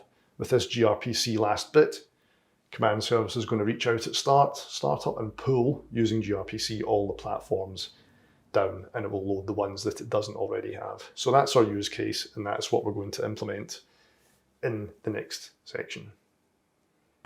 All right, so we'll move on now to implementing our gRPC stuff. And I just want to be clear, because maybe I've not been totally clear about the server and client model here. So in our scenario, the command service is the client, and it reaches out to the platform service, which is in this scenario considered the gRPC server. So at startup, command service is going to reach out and pull down all the platforms that the platform service has. So the server is the platform service, and the client in this scenario is the command service. Now, I also realized I did lie to you in the last section when I said that we had finished all our Kubernetes stuff. That was in fact a lie, not an intentional lie, an unintentional one. I just simply forgot that there was one small piece of config that we have left to do. And it's very, very small, so you don't need to worry too much about it. And it's really just an addition to some existing config that we have. And for those of you keen of eye, you'll actually see on screen here the addition that we still have to make. And that is around, really, our cluster IP service and the fact that it needs to provide a port called 666. And what is that port? Well, I'm just using the number 666. It can be absolutely anything you like. I'm just using it as a little bit of a dark humoured joke, mainly because it took me a while to get this stuff working. And what we need to use it for, I did mention that gRPC uses HTTP2 with TLS, effectively HTTPS. Now, we don't have HTTPS running in our cluster, and it was one of the things I decided to leave out because there's quite a lot involved. Number one, to get it up and running in the cluster, and number two, there's a lot of opinions that you don't really need HTTPS inside your cluster because it's kind of an internal domain. You would terminate TLS at the Ingress Nginx gateway. So certainly from your web browsers to your services up to the gateway, yep, use HTTPS, absolutely 100%. Inside your cluster, there's differing opinions. Some opinions even suggest you don't even need to use it. So it's why I decided to leave it out. There's a lot of work involved to get it set up and generating certificates, even development certificates, so I've left it out. So with that being said, that left us with a scenario where we're not using HTTPS, we're not using the TLS therefore, and so gRPC needs that little bit of extra config in order for us to tell it that we only use HTTP2 protocol without TLS. So in order to do that, we need to do some configuration on the Kestrel web server running on the platform service, which is our server. And then we tell our client endpoint to connect in to a specific port, in this case 666, that we allocate, that is just running HTTP2 without TLS. When a client connects to a server using gRPC, there's a negotiation that happens and they will use the highest level of security available on that connection. And so if we don't explicitly say there is no TLS, it will attempt to use TLS as a connectivity method and it will fail because we just don't have it set up to work correctly. So it's a little bit of a workaround, but in some ways it's not a workaround, because if you don't want to use HTTPS in your cluster, you would have to do something like this anyway. So that's what we have to do to get it all working, simply because we don't have HTTPS running in our cluster. So a very small bit of config in Kubernetes, so we'll do that next. And then we'll move on to configuring the Kestrel web server, which we'll do via config. And then we're ready really to move on properly to the gRPC stuff. But this is a bit of networking stuff that caught me out. So we need to get it done and out the way. So back over in our K8s project and back in our platform's deployment YAML file, all we need to do is add another port to our cluster IP service. So the actual deployment does not change. This stuff does not change. All we need to do is add another port. So in the file, underneath ports, we'll add another array element. We'll give it a name. You need to give it a name, and we'll call it platform gRPC. And we will give it a protocol, which is just TCP. And we'll give it a port. Now this port number can be anything you like. If you don't feel comfortable using 666 for various reasons, you don't need to use it. You can use anything else you like. I'm just using that, given my sense of humor. And then target port is also 666. And that's it. Save that off, and then we need to basically apply this deployment file. So it's not a rolling restart, because our actual file has changed. So we need to apply it. Again, I keep laboring that point of difference. So we'll do a quick, let's get our services. So kubectl get services, just to have a look, and I'll just move this over, that looks horrible. And you can see here our platform's cluster IP service, excuse me, is just running on port 80. So we want to additionally add our port 666. So to do that, let's do a directory listing and get the name of our file. There we go. And we'll do a kubectl apply f, name of our file. Make sure I pick the right one. Copy that down, paste that, and what you'll see is that our deployment itself is unchanged, which is correct. We didn't change any of that, but we did change the cluster IP configuration, and we can see that it has a configured status. So if we do get services one more time, you should see now on our platform's cluster IP service, we have this additional port that it's listening on. Fantastic. So I'll just pause here for a minute, and then we'll move over into our platform service project, and we'll do our Kestrel configuration, and then we're ready to move on to actually using gRPC. All right, so back in our platform service, and we only need to do this in the platform service. We don't need to do it in the command service, the client. We only need to do it in the server side of things. And the other thing I'll mention is this is a configuration for when we're running in Kubernetes. When we are running locally, doing a .NET run, HTTP is supported, so we can actually, you don't have to worry about this, it will just work. All right, so what we want to do is, I'll just get rid of this for the moment, and I'll close down all these files because it's taken up a bit of room. And we want to come into our production, our app settings production file. Okay, and this one here. So again, make sure you're in platform service, app settings, production JSON, and we want to add in some configuration into here. And so we'll add it under our RabbitMQ stuff, so comma. We're going to nest some attributes in here. So as you can see here, VS Code is kindly providing some defaults. So it's the Kestrel web server we're wanting to work with here. So I'll bring this onto a new line. We then want to specify endpoints. You can go, it's actually giving us some help here. Within endpoints, we want to specify a label, effectively. So the first one is going to be gRPC, and then I'm going to provide some more curly brackets. So let me just bring these onto new lines. My eyes cross slightly when things aren't indented properly. So gRPC.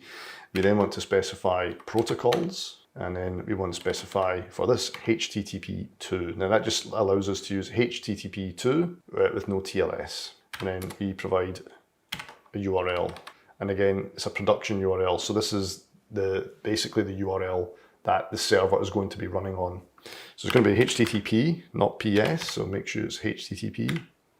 And what is the server that we're running on? Well, we've come back again into our K8s folder project, and we come down to the name of basically our cluster IP.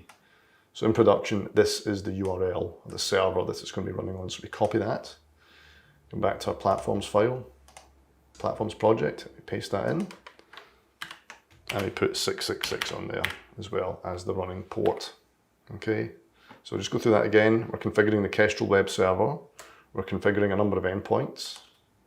That looks a wee bit weird, so I'll take a new line. We're calling this endpoint gRPC. This can be anything. And then inside this particular bit of config, we're specifying the HTTP2 protocol and the specific URL that we want. Now we need to actually now explicitly specify as well just the web API or the HTTP endpoint for our HTTP services, which have been running on port 80 thus far. And so that's all we're going to do. We're just going to specify that it's running on port 80. So again, protocols. This time we're going to select HTTP1. And then finally the URL. As before, I'm just going to copy this up to the colon. Exactly the same. Paste that in, and it's port 80 this time. All right, so that all looks good. I'm just going to bring these commas up here. Make it a bit consistent. That looks a bit better, doesn't it? Yep. This must be quite painful to watch. In fact, if I do an Alt-Shift-F, yeah, that does it for us. There we go. So Alt-Shift-F auto formats it for us instead of me clicking about like an idiot. So yeah, we've got two endpoints. One, this is basically what we already have, and this is the new one that Kestrel will now listen on, and we're telling it just use HTTP2 without TLS. So we'll save that off. Fantastic, and that will only be applied in production.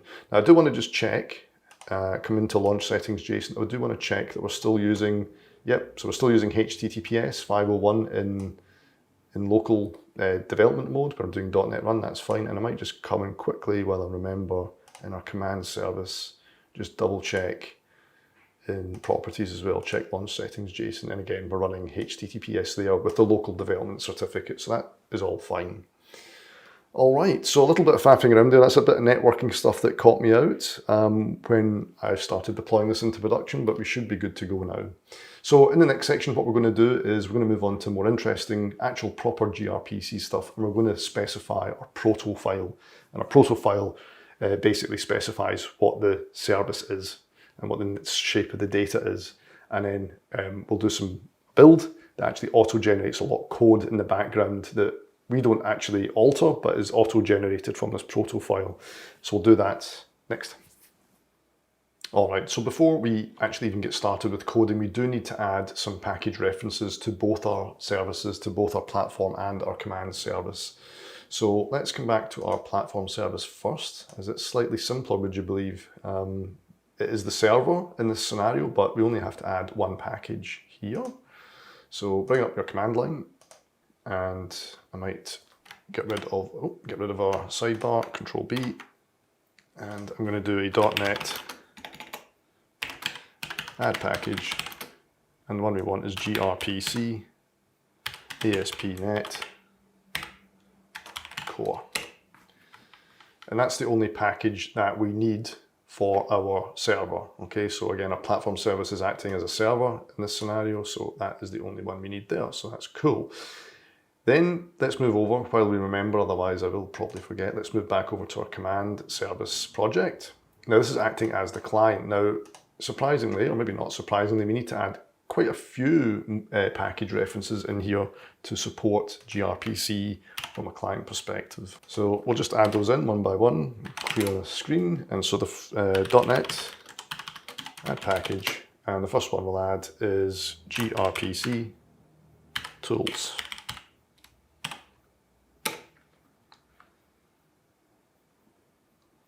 Okay, and that's added that in here. The next one we want to add, I'll just do an up key, add package, gRPC .NET .client.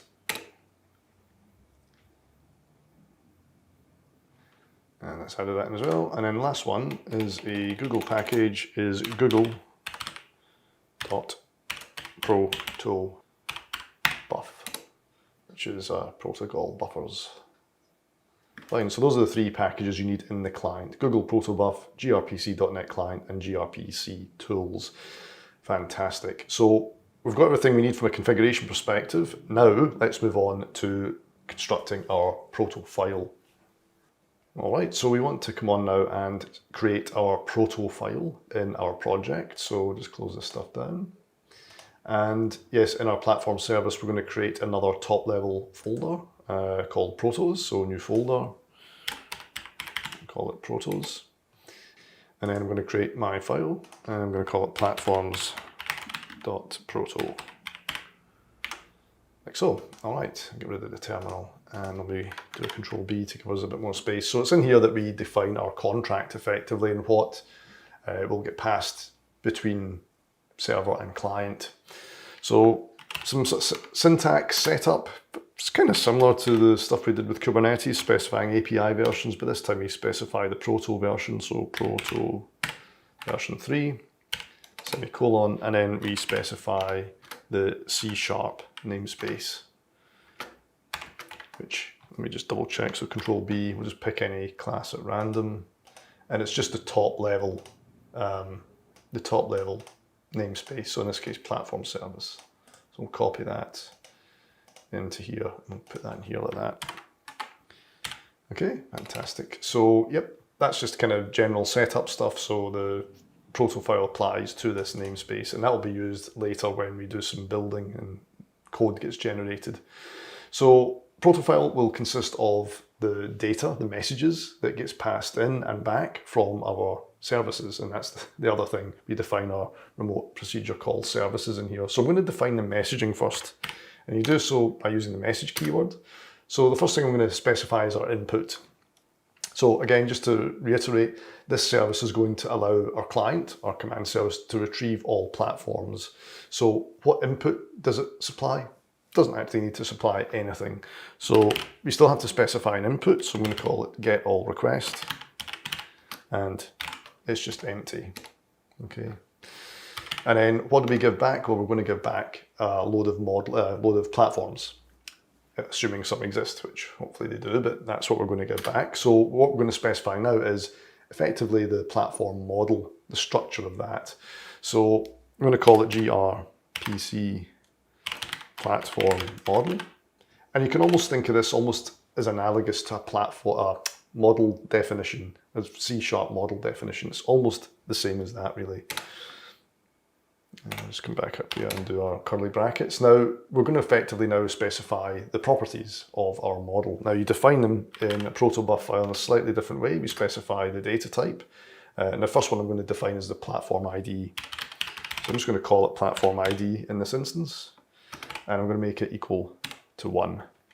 Now, your first question, if you've not done this stuff before, is why are you making it equal to 1?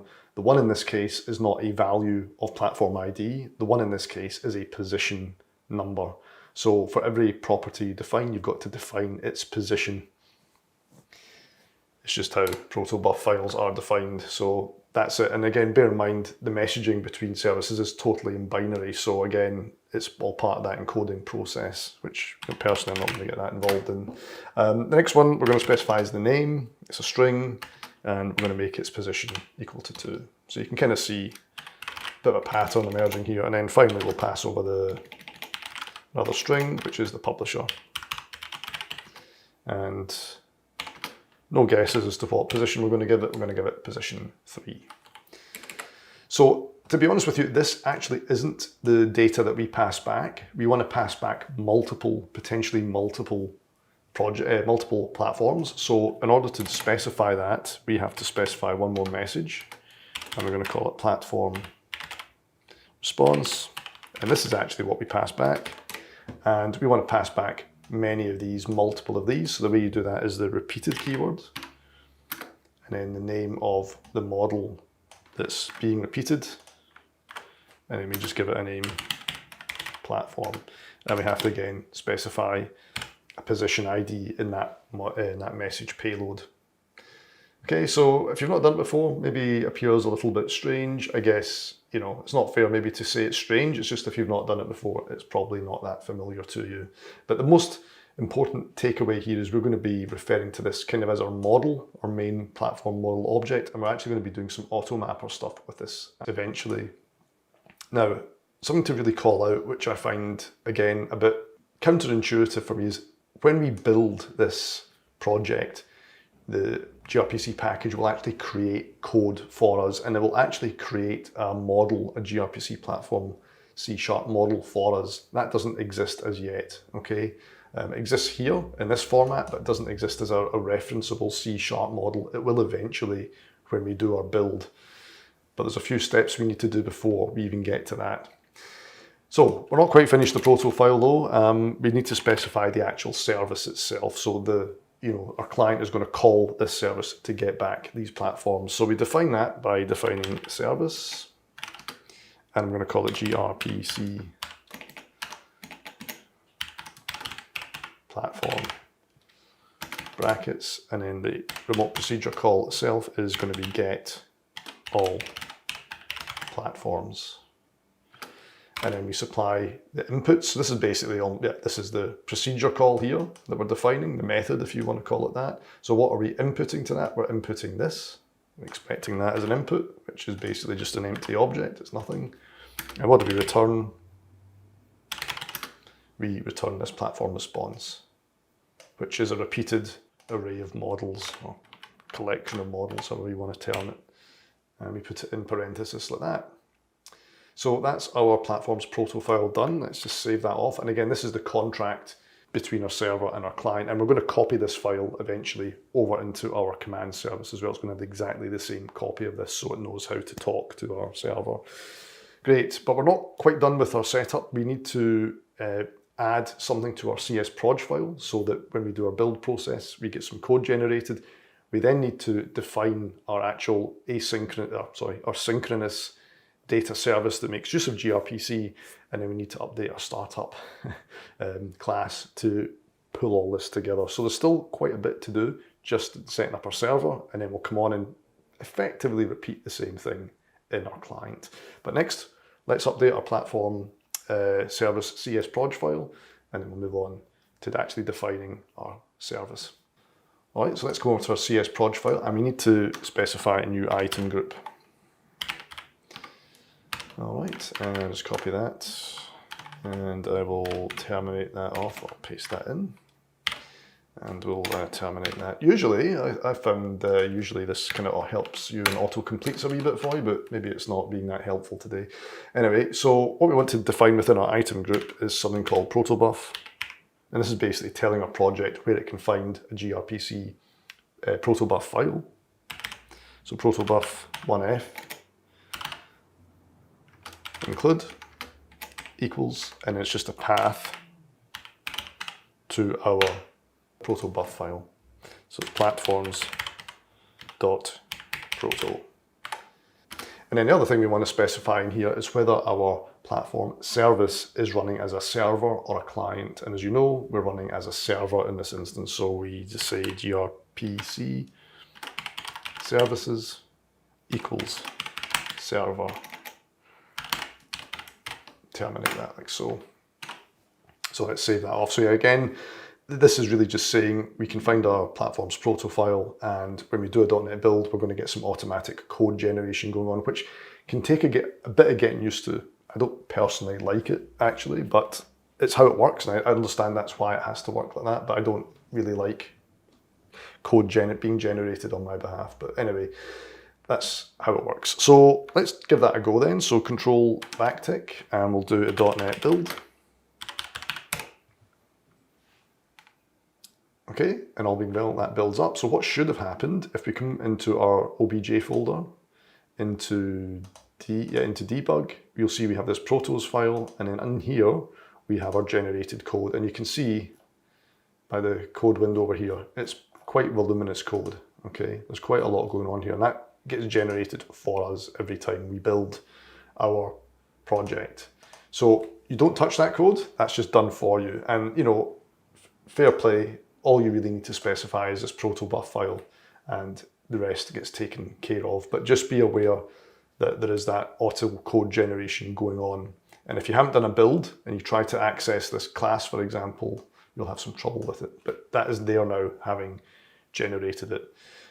All right, fantastic. So that's us just set up the protobuf stuff. What we actually need to do now is create a synchronous data service that is going to act as our server effectively for our platform service. So we'll do that next. All right, so back over in our platform service, let's just clear this stuff down. We are going to come back into our sync data services. So you'll remember that we had defined some HTTP sync data services. We now want to create another folder under sync data service called gRPC. I'll capitalize the G. All right, and into here, we're going to create our server, basically, our gRPC server. So right click, new file.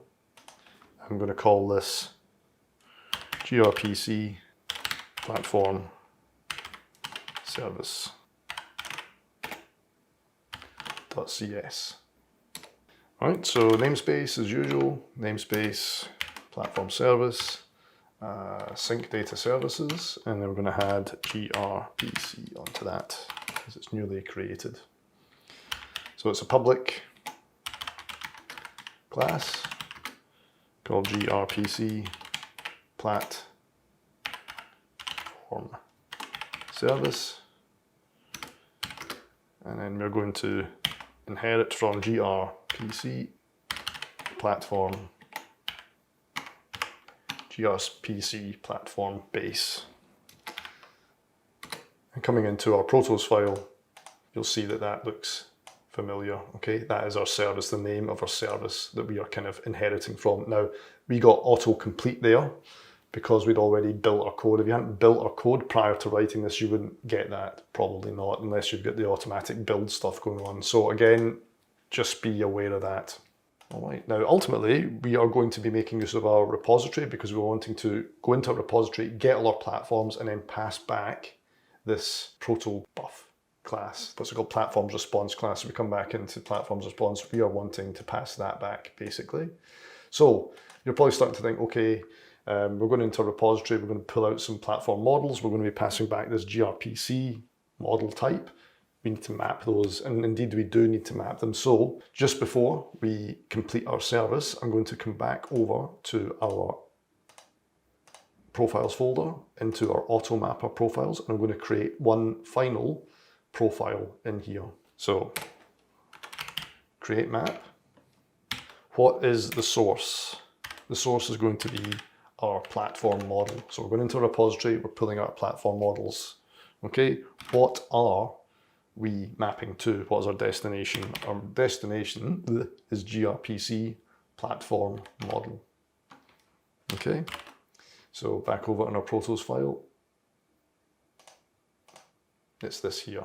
This is what we're mapping to. Okay, so we have to map our attributes effectively. Now, the only one really that we need to map is this one here, because I've called it platform ID here, whereas in our model, it's just coming back as ID.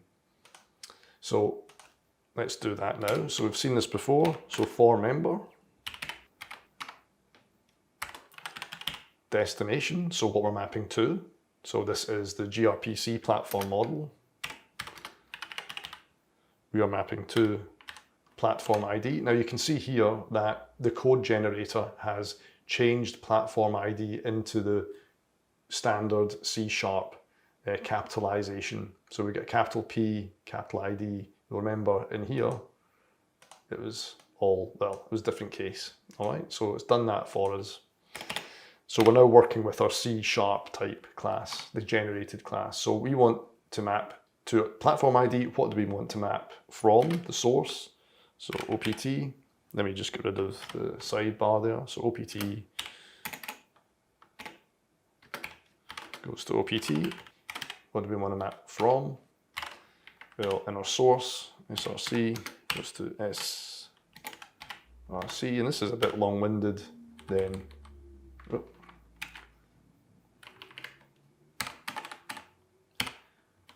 it's our ID. So our platform is our source. We want to map the ID of our platform to the destination, which is the platform ID of our destination. Now that's all we should have to specify because the other names are similar, but just to be totally complete, I just want to do the other mappings for the other attributes just in case we get caught out. You shouldn't need to do that though because they are basically the same. So in our destination, we've got a name. What do we want to map to? We want to map to name. Okay, so really don't really need to do this, but because we've only got a few, I'm just putting it in just for like complete safety, just in case we run into any issues. But these last two shouldn't be necessary. We should be able to run without them. Okay, this is the first one. The first one is the only one we really need to do. And don't forget, semicolon.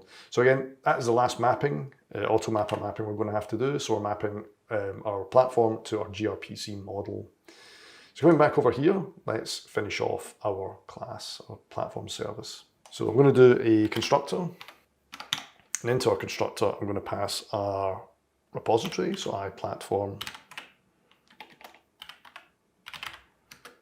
repo.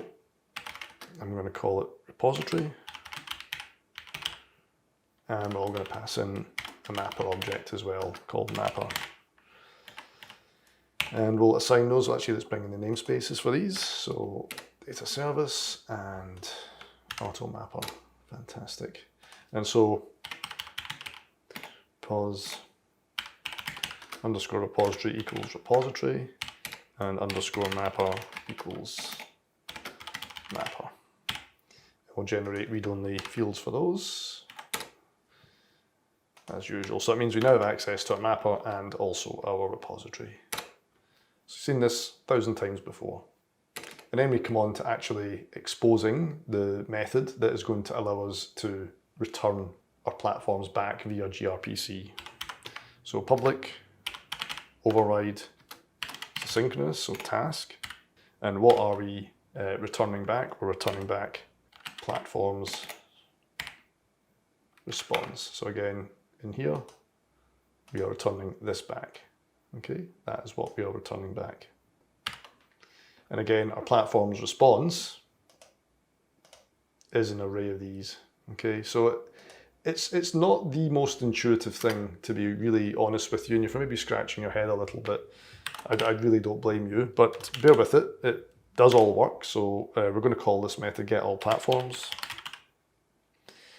and then we're going to specify getAllRequest. Request. Again, that is this thing here. And finally, we have to specify this other thing here called server call context. And we'll just bring in the namespace for that, gRPC core. That's a gRPC specific thing that we have to specify in this method. All right. So task, I think we need to bring in the namespace for threading. Yep, that's all good. So this is just complaining because we've not returned anything back yet. So I'm going to create a new platform response object. I'm going to call it response equals new platform response. And then we're going to use our repository to populate another variable, platforms, with a bunch of platform models if we have any. So I've seen this before, using a repository gets all platforms. All right, And then we want to basically add each of our response models, each of our platforms, to this platform response object. So I'm going to do that via a for each loop. So for each variable, call it platform, in platforms, so for each model in our platforms collection, on a response object, which is this platform response object here, platform add, and then we're going to use mapper, increasingly becoming my favorite tool. And what are we mapping to? We're mapping to a gRPC platform model. And what is our source? Our source is plat. All right. And then finally, we return task from result here, response. And that should be our service good to go. So we'll save that off.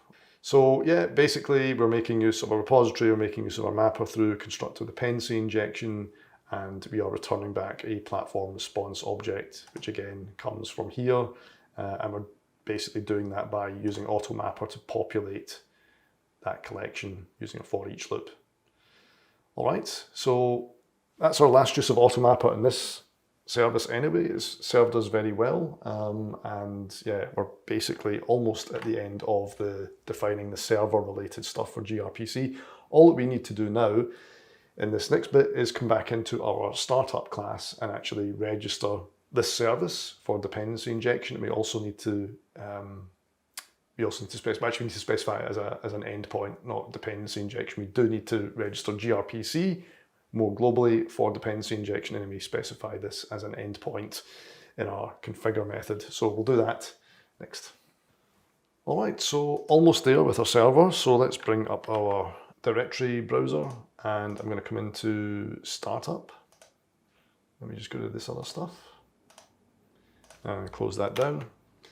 And in configure services, we do need to register gRPC for dependency injection. So services add gRPC.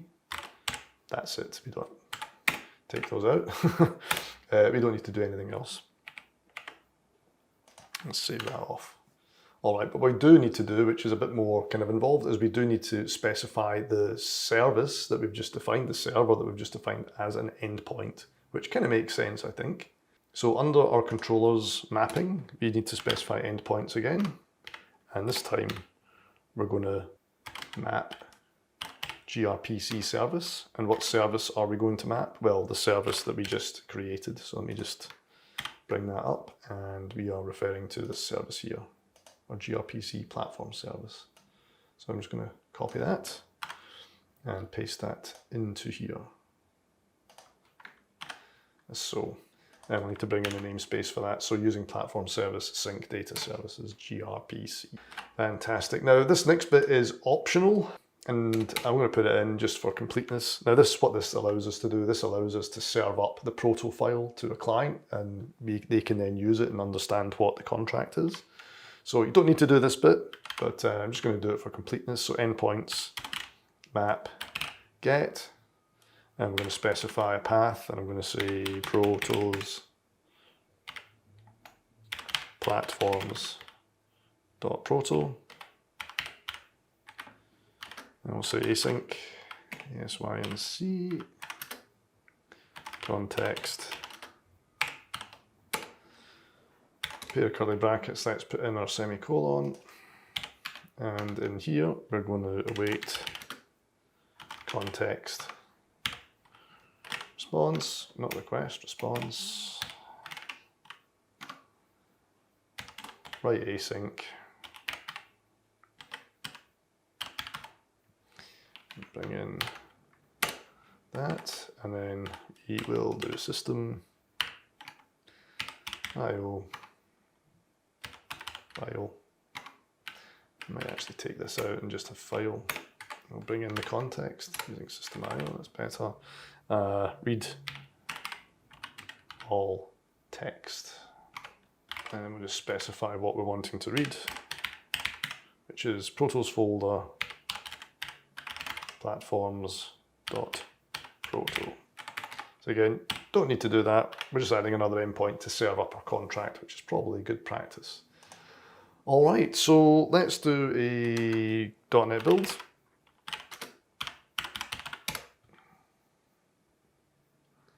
All good. Let's do a .NET run.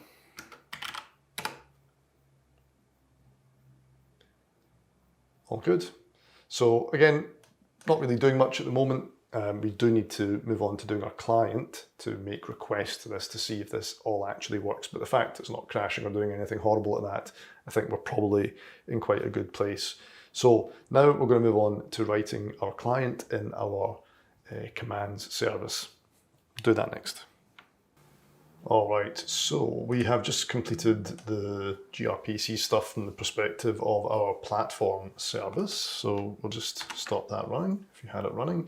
And now it's time to move over to our command service, which is our client. So we're going to do a lot of the same stuff, but there are going to be some differences as well. Now, just make sure before you continue on that you added these 3 packages to the CSproj file in the commands service. All right, so the next thing we want to do is we want to add some config. So when the commands service starts up, we want to tell it where to go to retrieve our list of platforms. So we need a destination basically. So we'll need one for development and we'll need one for production. So it's just really the URI of the endpoint of our platform service endpoint. So over in our command service, I'll close all this down. And we'll go into app settings development JSON first. So along with all our other development endpoint config, we will create one last piece of config and we'll call it gRPC platform. And we'll give it a value of our platform service endpoint. So HTTPS. Now note that I'm using HTTPS in our local development environment. That is supported. So localhost port 5001, and that means we don't need any additional config. That will all just work out the box. Fantastic. So I'm going to copy this and then come over to production settings. And this is where we want to target our production endpoint. Now, as we have already gone through, we cannot use HTTPS. And then we just need to find the endpoint of our production server. And so as before, let's just come back to our K8s project, come back to our platforms deployment file, and you'll see again, this is the name of our server. So we'll copy that, cluster service IP, and we'll bring it back over here and we'll put that in here. And then the only other thing we have to put in is the port, or gRPC port, which in my case is 666. So when this starts in production, this is the endpoint we'll try and target. And when it starts in development, we'll just access our local host on HTTPS. And note that this is HTTP. Make sure that you put that as HTTP. Fantastic. So that's it for the sort of configuration setup for our client. Next thing we'll do is we'll just copy the proto file over from our platform service into our client service. So we'll do that next. All right, so let's just close this down and we will create a folder in the root of our command service project. So right click, new folder, and we'll call it protos as before. And then rather than, well, what we'll do is we'll create a file and then we'll just copy the contents over. So new file, and we'll call it platforms.proto. And then we'll come back to our platform service, get rid of that, and find our protos folder, platforms proto, and we'll just copy all of this. It's exactly the same. And we'll bring it back over and paste it in here. Fantastic, so we'll save that off. Now, like with our platforms project, you will remember we had to put a line in here to define where gRPC can find any proto files. So I'm going to copy that as well out of our platform service CSproj. I'm going to copy that and back over in platforms, back over in commands. I'm going to paste it in here. Now, the one thing that we will need to change is this. It's not running as a server, it is running as a client, which shouldn't really surprise you, but everything else remains the same. The route or the path to our proto file is exactly the same. So let's save that off. All right, let's do a .NET build. Let's go back to our console, back to our terminal, should I say. Clear that and do a .NET build. And everything looks okay, that's cool. All right, so with that done, all we really want to say, there's a few more things we need to do, but the next thing we're going to do is actually build our client service that's going to be called to call our server endpoint. So we'll do that next. All right, so back over in our command service, we're going to create our client, our synchronous client, to connect in and make a call to our remote procedure call over on our server. So back in our project, we're going to create one more root folder called sync data services, because again, gRPC is a synchronous data service. Now we're not creating any more other than gRPC, but just to keep it consistent, I'm going to do a new folder and create gRPC. Just in case you wanted to add a HTTP client here as well to make other calls, we'll just structure it in a consistent way. So we're going to create an interface first. So in the gRPC folder, right click, new file, and we're going to call this iPlatform data client.cs. So namespace, command service, sync data services, gRPC.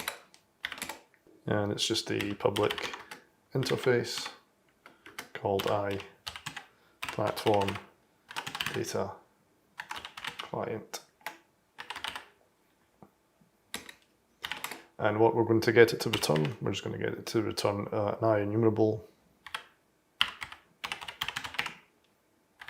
of platform objects.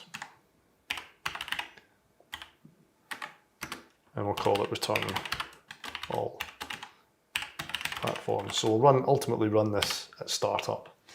So let's just bring in our few namespaces. So we'll bring in, I think I've spelt that wrong.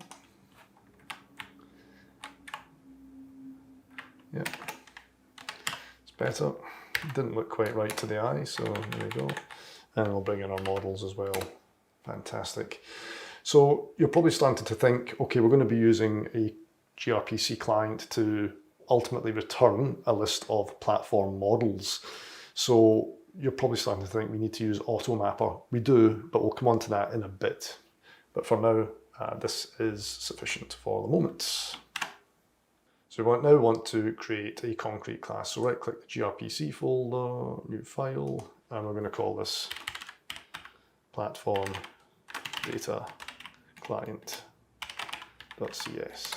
I'll get rid of this and I'll give us a bit more space here. So namespace, command service, sync data services, gRPC, and it's a public class called platform data client. At least I think that's what we called it. Let me just double check. Platform data client, yes, that's fine. And that's going to inherit from our interface. So cursor in there, implement interface. But before we do that, we're going to create a constructor. And into that, we're going to pass iConfiguration, as we'll read in the endpoint from our configuration file. And we'll call that configuration. And we're also going to read in a mapper object as usual. So let's bring in those namespaces using AutoMapper and make sure you use Microsoft Extensions configuration. And then we'll assign those to private read-only fields, so underscore config equals configuration and underscore mapper. Oh, goodness. Equals mapper. Then we'll just generate those read-only fields. Fantastic. Okay. And so really all we need to do is come on and flesh out this method here. But before we do that, I think it's probably worth doing the AutoMapper stuff now. So let's just come back over to our profiles folder. And we're going to put a new profile in here. Right, so under here, we're going to create another map. And we're going to define the source. Now, what is the source in this case? The source in this case is a gRPC platform model. Now, you'll remember if we come back over to our Protos file, in here, this is basically the source, because we're going to be getting these, albeit an enumeration, we're going to be getting these from our endpoint. And so we need to map it to our platform model as we specified here, platform. So let me just bring in the namespace for that using platform service. And we need to do some mappings. So let's just come back again to here. We're going to be bringing over our platform ID, our name and our publisher. So I'm probably not going to bother with the publisher because from memory, I don't think we're even storing that in this service, so it's irrelevant. The name will map over, but that should map automatically. But this here, the platform ID, we want to map it to the external ID of our platform model. So we need to set up some mappings. So don't forget the parenthesis, and then we'll come on to a new line, and we'll have to do this for member type stuff. So same thing as we've done before, specifying the destination. So the destination is on our platform object, so here, external ID. So it's actually very similar to what we've already done up here. And put the comma in the right place. So OPT goes to OPT. And what are we mapping from? We're mapping from our source. And I've got that completely wrong, so let's put that around the right way. What we're mapping from, we're mapping from our source. And it's platform ID. Now again, like with the other mappings we did in the platform service, we probably don't need to do this next mapping, but I'm going to do it anyway. So for member, we'll copy this and we'll just change the values. I'm going to map over the name value, but that should auto map. So we're saying the name destination on our platform model, we're going to map to the name from our source. The only reason I'm doing this, I'm double checking it, is because we're using gRPC and I just want to be doubly confident that we're mapping everything through that we want to map through. Now the other thing I want to do is I want to do an ignore. So for our destination method, dest commands, I just want to ignore that. Now, I think it would be ignored anyway, but again, I just want to be explicit in the fact that we are ignoring any mapping of command objects or a command collection. So I'm just going to go ignore. So we don't, AutoMapper doesn't even attempt to do anything from that. So I think, to be honest with you, this is the only thing we really need to do by way of mapping. This other stuff is probably not necessary, but I'm doing it just to be doubly sure. So we'll save that off. That's our AutoMapper stuff done. And I think that is all our AutoMapper stuff for the whole project now finished. We're really coming to the end of things now. So back over to our platform data client, we've got our mappings in place now, so we can now finish off this method here. So let's get rid of this. And I'm just going to do a console, bring in the namespace using system write line. And we're just going to say calling gRPC service.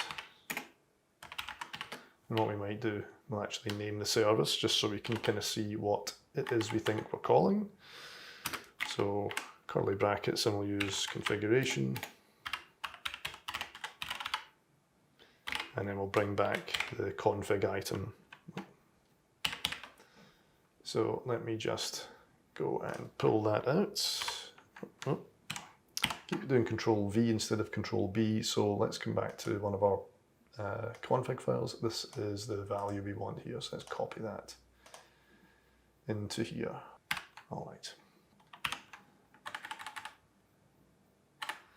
And we'll just end that like that. So I think that should be okay. Cool. Again, just helps us with debugging a little bit. So we now have to set a few things up in order to talk to our endpoint. So the first thing we need to set up is a channel. And again, this is a different channel concept to the one from RabbitMQ. So we declare a gRPC channel. Bring in the namespace for that. Using gRPC net client for address. And then we specify our endpoint, and it's actually exactly the same as this. We're just pulling in the endpoint. So I'll paste that in there, that's so. And I don't think we need that. There we go, that looks better. There we go. Fantastic, and then we need to declare a client. And that's equal to new gRPC platform. Bring in the namespace for that. Platform service. So again, all this stuff will only work if you've built the solution and it's built the code behind for the proto file. So gRPC platform and gRPC platform client, and then we pass in the channel like that. And then we want to declare our request, which is basically an empty object really. So that's equal to new get all request, which again is basically, we come back over here, is just this thing here. Okay, so it's not nothing, but it's, yeah, sort of nothing almost. All right, so then we're ready to actually make our call to get all platforms. So we'll put that in a try catch block. I'll move this up a bit, and we'll do the catch first, and that's usually easier to declare. So same as usual, exception EX, we'll do a console write line. I'll make it $sign at front. We'll say could not call gRPC server, and we'll put the exception in here. Right, and semicolon. Then finally within our try block we want to get a reply equal to client get all platforms. And we pass in the kind of dummy request. And I'll just fix that up. Reply. Okay. And then finally we want to return mapper map. What do we want to map to? Now enumerable of platforms. And what is the source? The source is our reply dot platform. And that should be the client done. And we actually should probably put, it was complaining we're not returning something for everything, so we'll just return a null in here. And that should resolve the errors there. That's it. So the client's relatively simple. We're just putting in our configuration object, a mapper object, set up a channel, set up a client, dummy request, and then we just make the request as so. So it's not that complicated. All right, so that's it, almost at a point where we're done. All that remains to be done is calling this at startup. So what we're going to do is we're going to create a PrepDB class, a static PrepDB class like we did with our platform service. We don't have one here yet. We'll quickly knock that up just to keep it consistent, and then we'll call this service from within there, and we'll seed in the platform data that we get from this method, and that's us, we're done.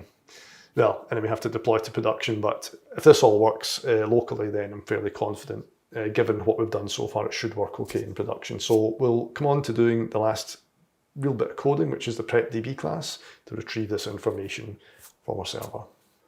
All right, so still within our command service. In fact, before we come on to doing the PrepDB stuff, let's just do a .NET build, just to make sure we are all still working okay.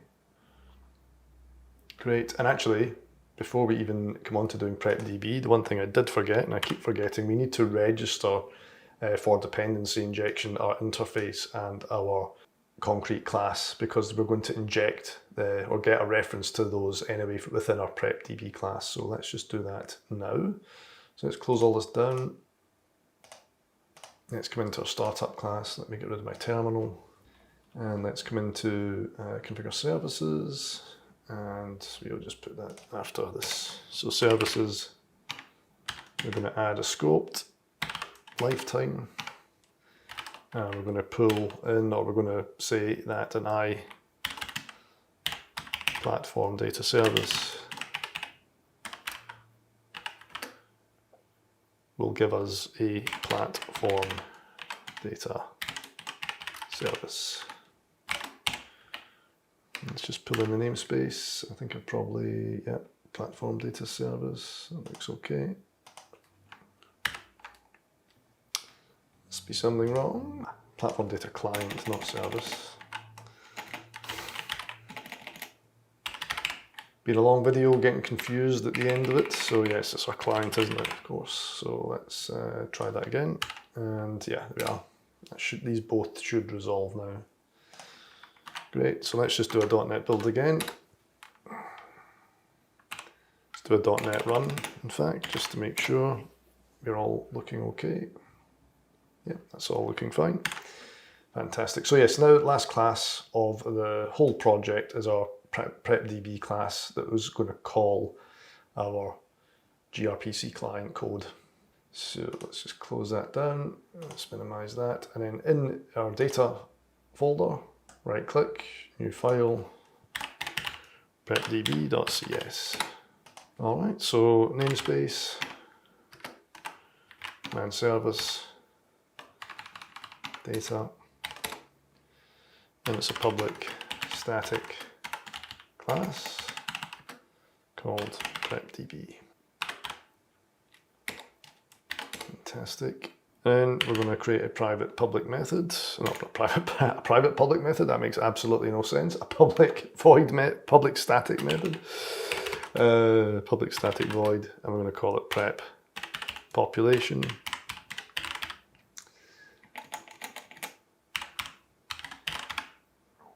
And we're going to inject an iApplication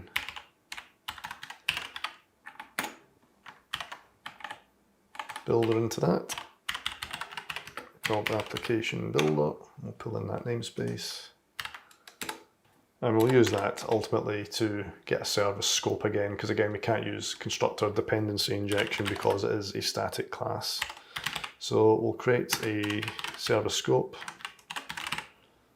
And we'll equal to application builder, application services, create scope. And we'll need to bring in the namespace for create scope. There we go. So we want to get our client, our gRPC client. So gRPC client equals service scope, service provider, get service. And what do we want to get? We want to get an I platform data client. And that's what we just created from the last section. So let's bring in the namespace.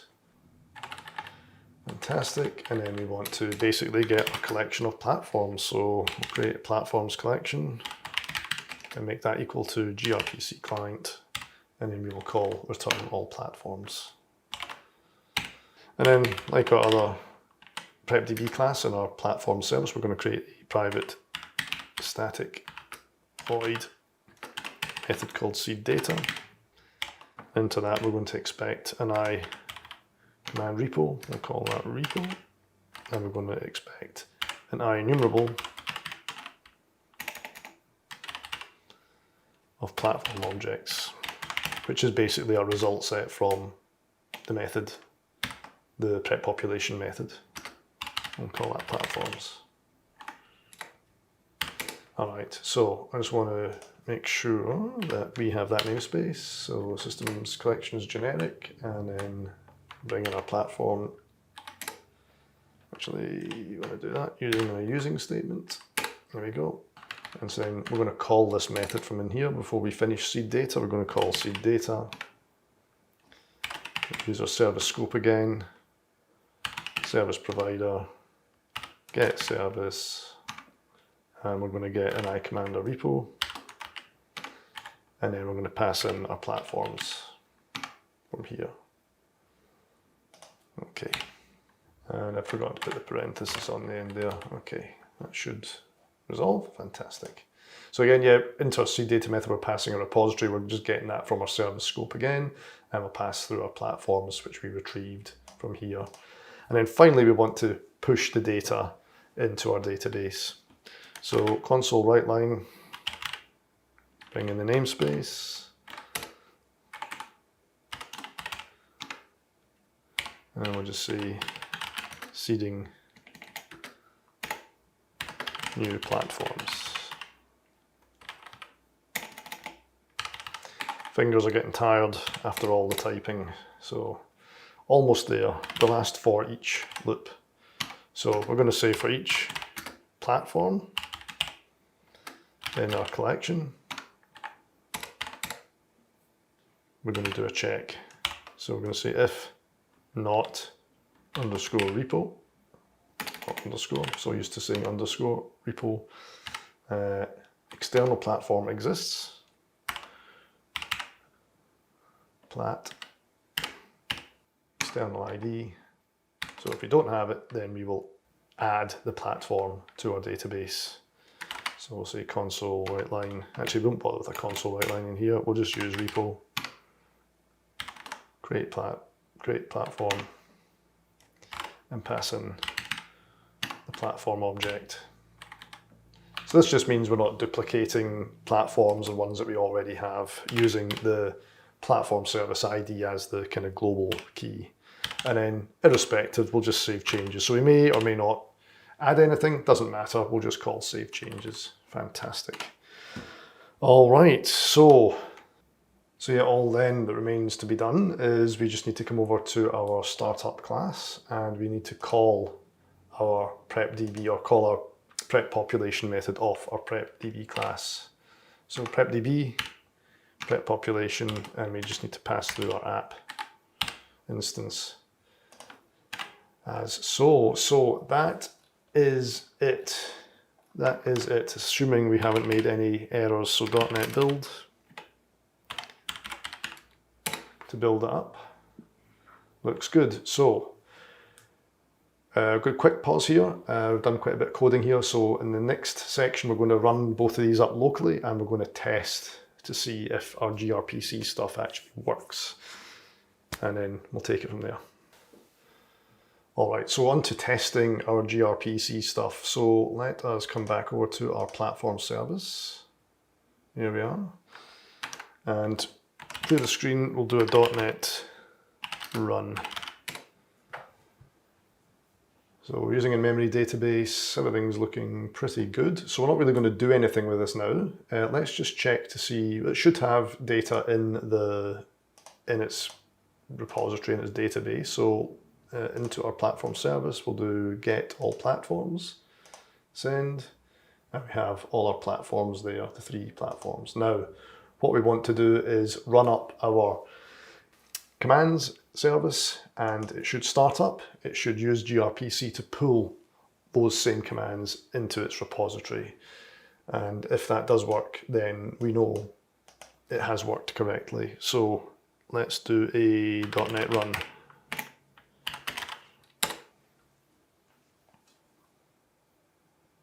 So looks pretty good. So it's listening on the event bus, which we want it to do. It's calling the gRPC service at HTTPS port 5001, and it looks like it's seeding that data into its database. So if we come over here to our command service and we get all platforms, we get the 3 platforms that we had in our platform service. So using gRPC to get that data, which is very, very good news. And then just to kind of labor the point, if we come back to our platform service and we create a new platform, and then we come back to our command service and get all platforms, we have that platform as well delivered via our event bus.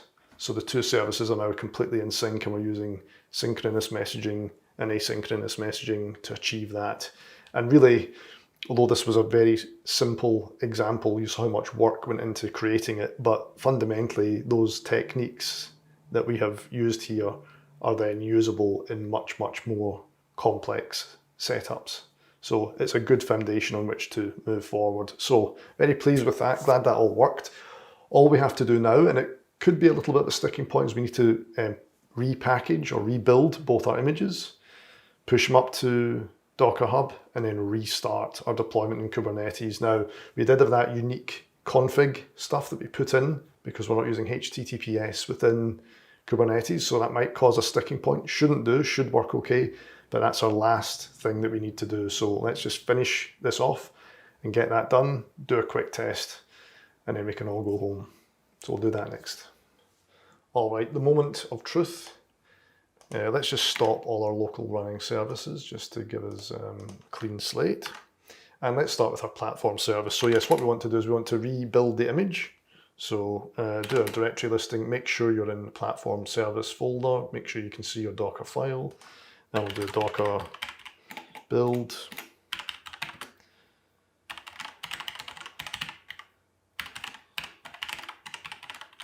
Platform service, don't forget the build context. So let's just do that.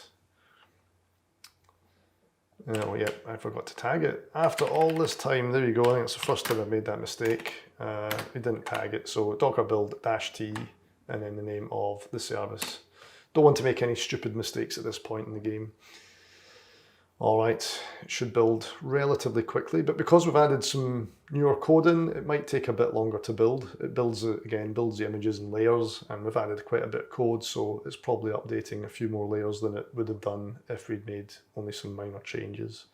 So it's probably pulling in all the gRPC stuff, actually. That's probably why it's taking a bit longer. So let's just let that do its thing.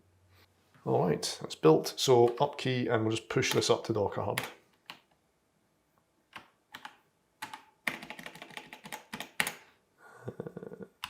Push. All right, we'll just let that push up. And in the meantime, let's come over, I just want to wait, yeah. In the meantime, let's come over to our command service, and we'll do a directory listing. Make sure you're in the commands service, and we'll do a Docker build. Don't forget the T this time, binary thistle,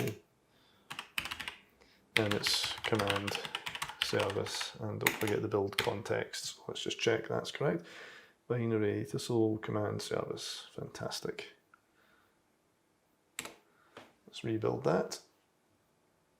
Fantastic, an up key, and we'll just push up to Docker Hub.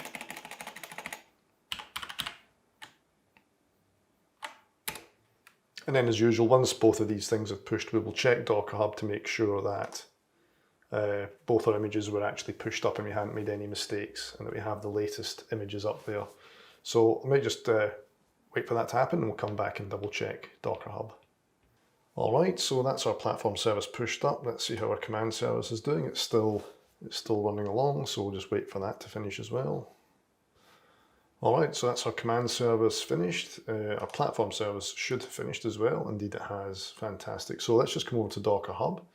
We'll do a quick refresh, and hopefully we should see a few seconds ago, a minute ago. That makes sense to me, fine. So they look like they have been pushed up successfully, and we haven't got any other images, misspelled images or anything. That's good. So last thing, we're going to do a kubectl rollout restart, and then we will make a, well, we'll see actually almost immediately when the command service starts up whether the gRPC stuff was successful. So we'll do that next.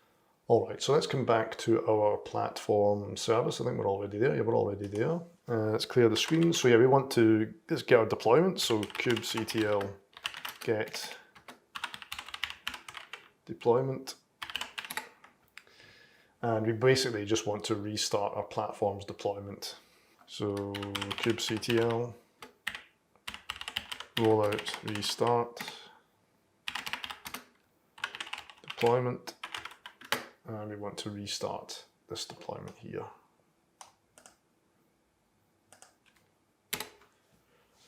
So that's restarted, so we'll do kubectl get pods.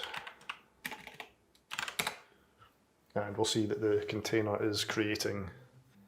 I've opened a beer at this stage, so I'm fairly confident it's going to work. Let's do another get pods, still creating. Again, and you can see that the old pod is terminating, so that shouldn't take too long to terminate. So let's bring Kubernetes back over. We'll order by start time. So our platform service should be the first one that started.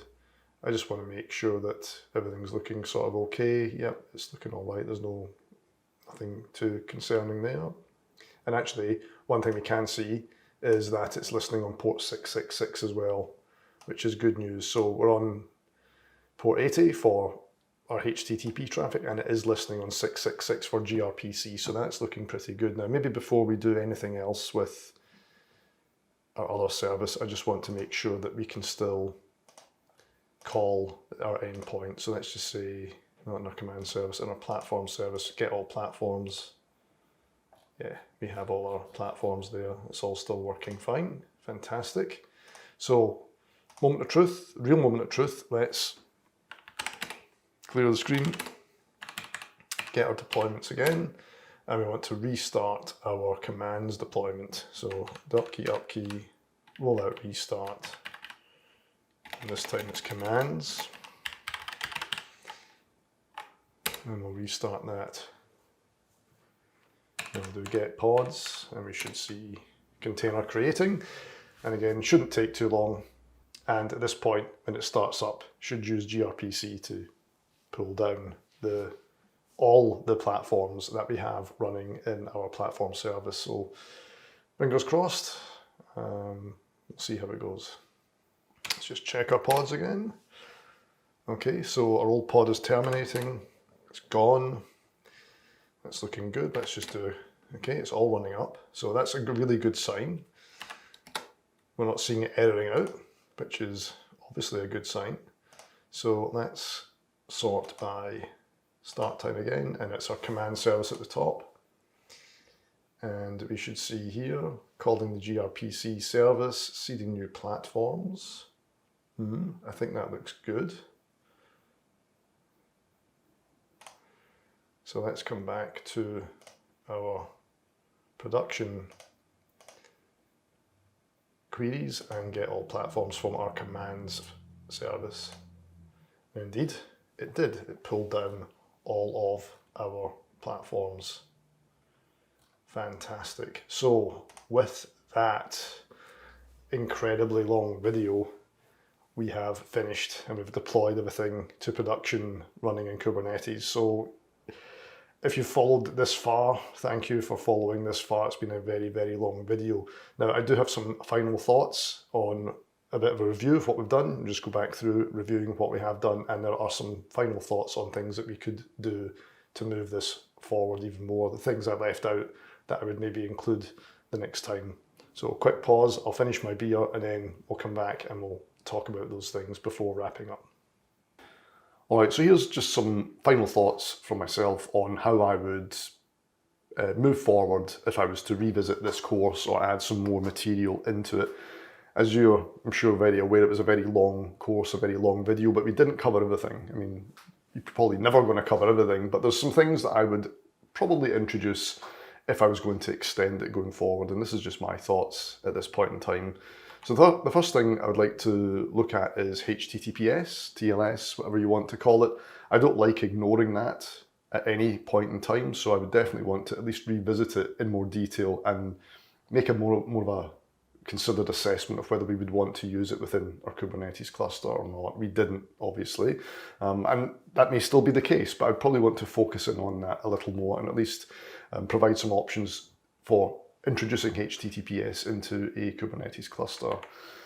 I'd probably want to revisit the event processor. It was just one big kind of massive class, so I think that could be a bit more elegant, and I'd probably think about re-architecting that, but for our purposes it was fine. Possibly a more elaborate use case. Our use case was very, very simple, which I think for this video was the right approach. It didn't detract us from what we really needed to focus on. But going forward, I think a more elaborate business-focused use case would be probably beneficial, because you then have to start really thinking about how eventing works. And this kind of feeds into the point above, really. So that might drive a more elegant eventing system.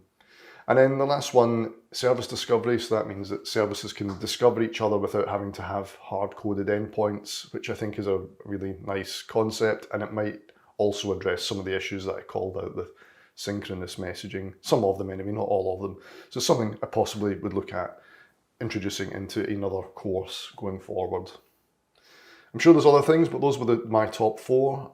Other than that, thank you for watching. If you liked the video, give it a like. If you haven't done so already, please think about subscribing. But until I make my next video, stay safe, and I'll see you next time.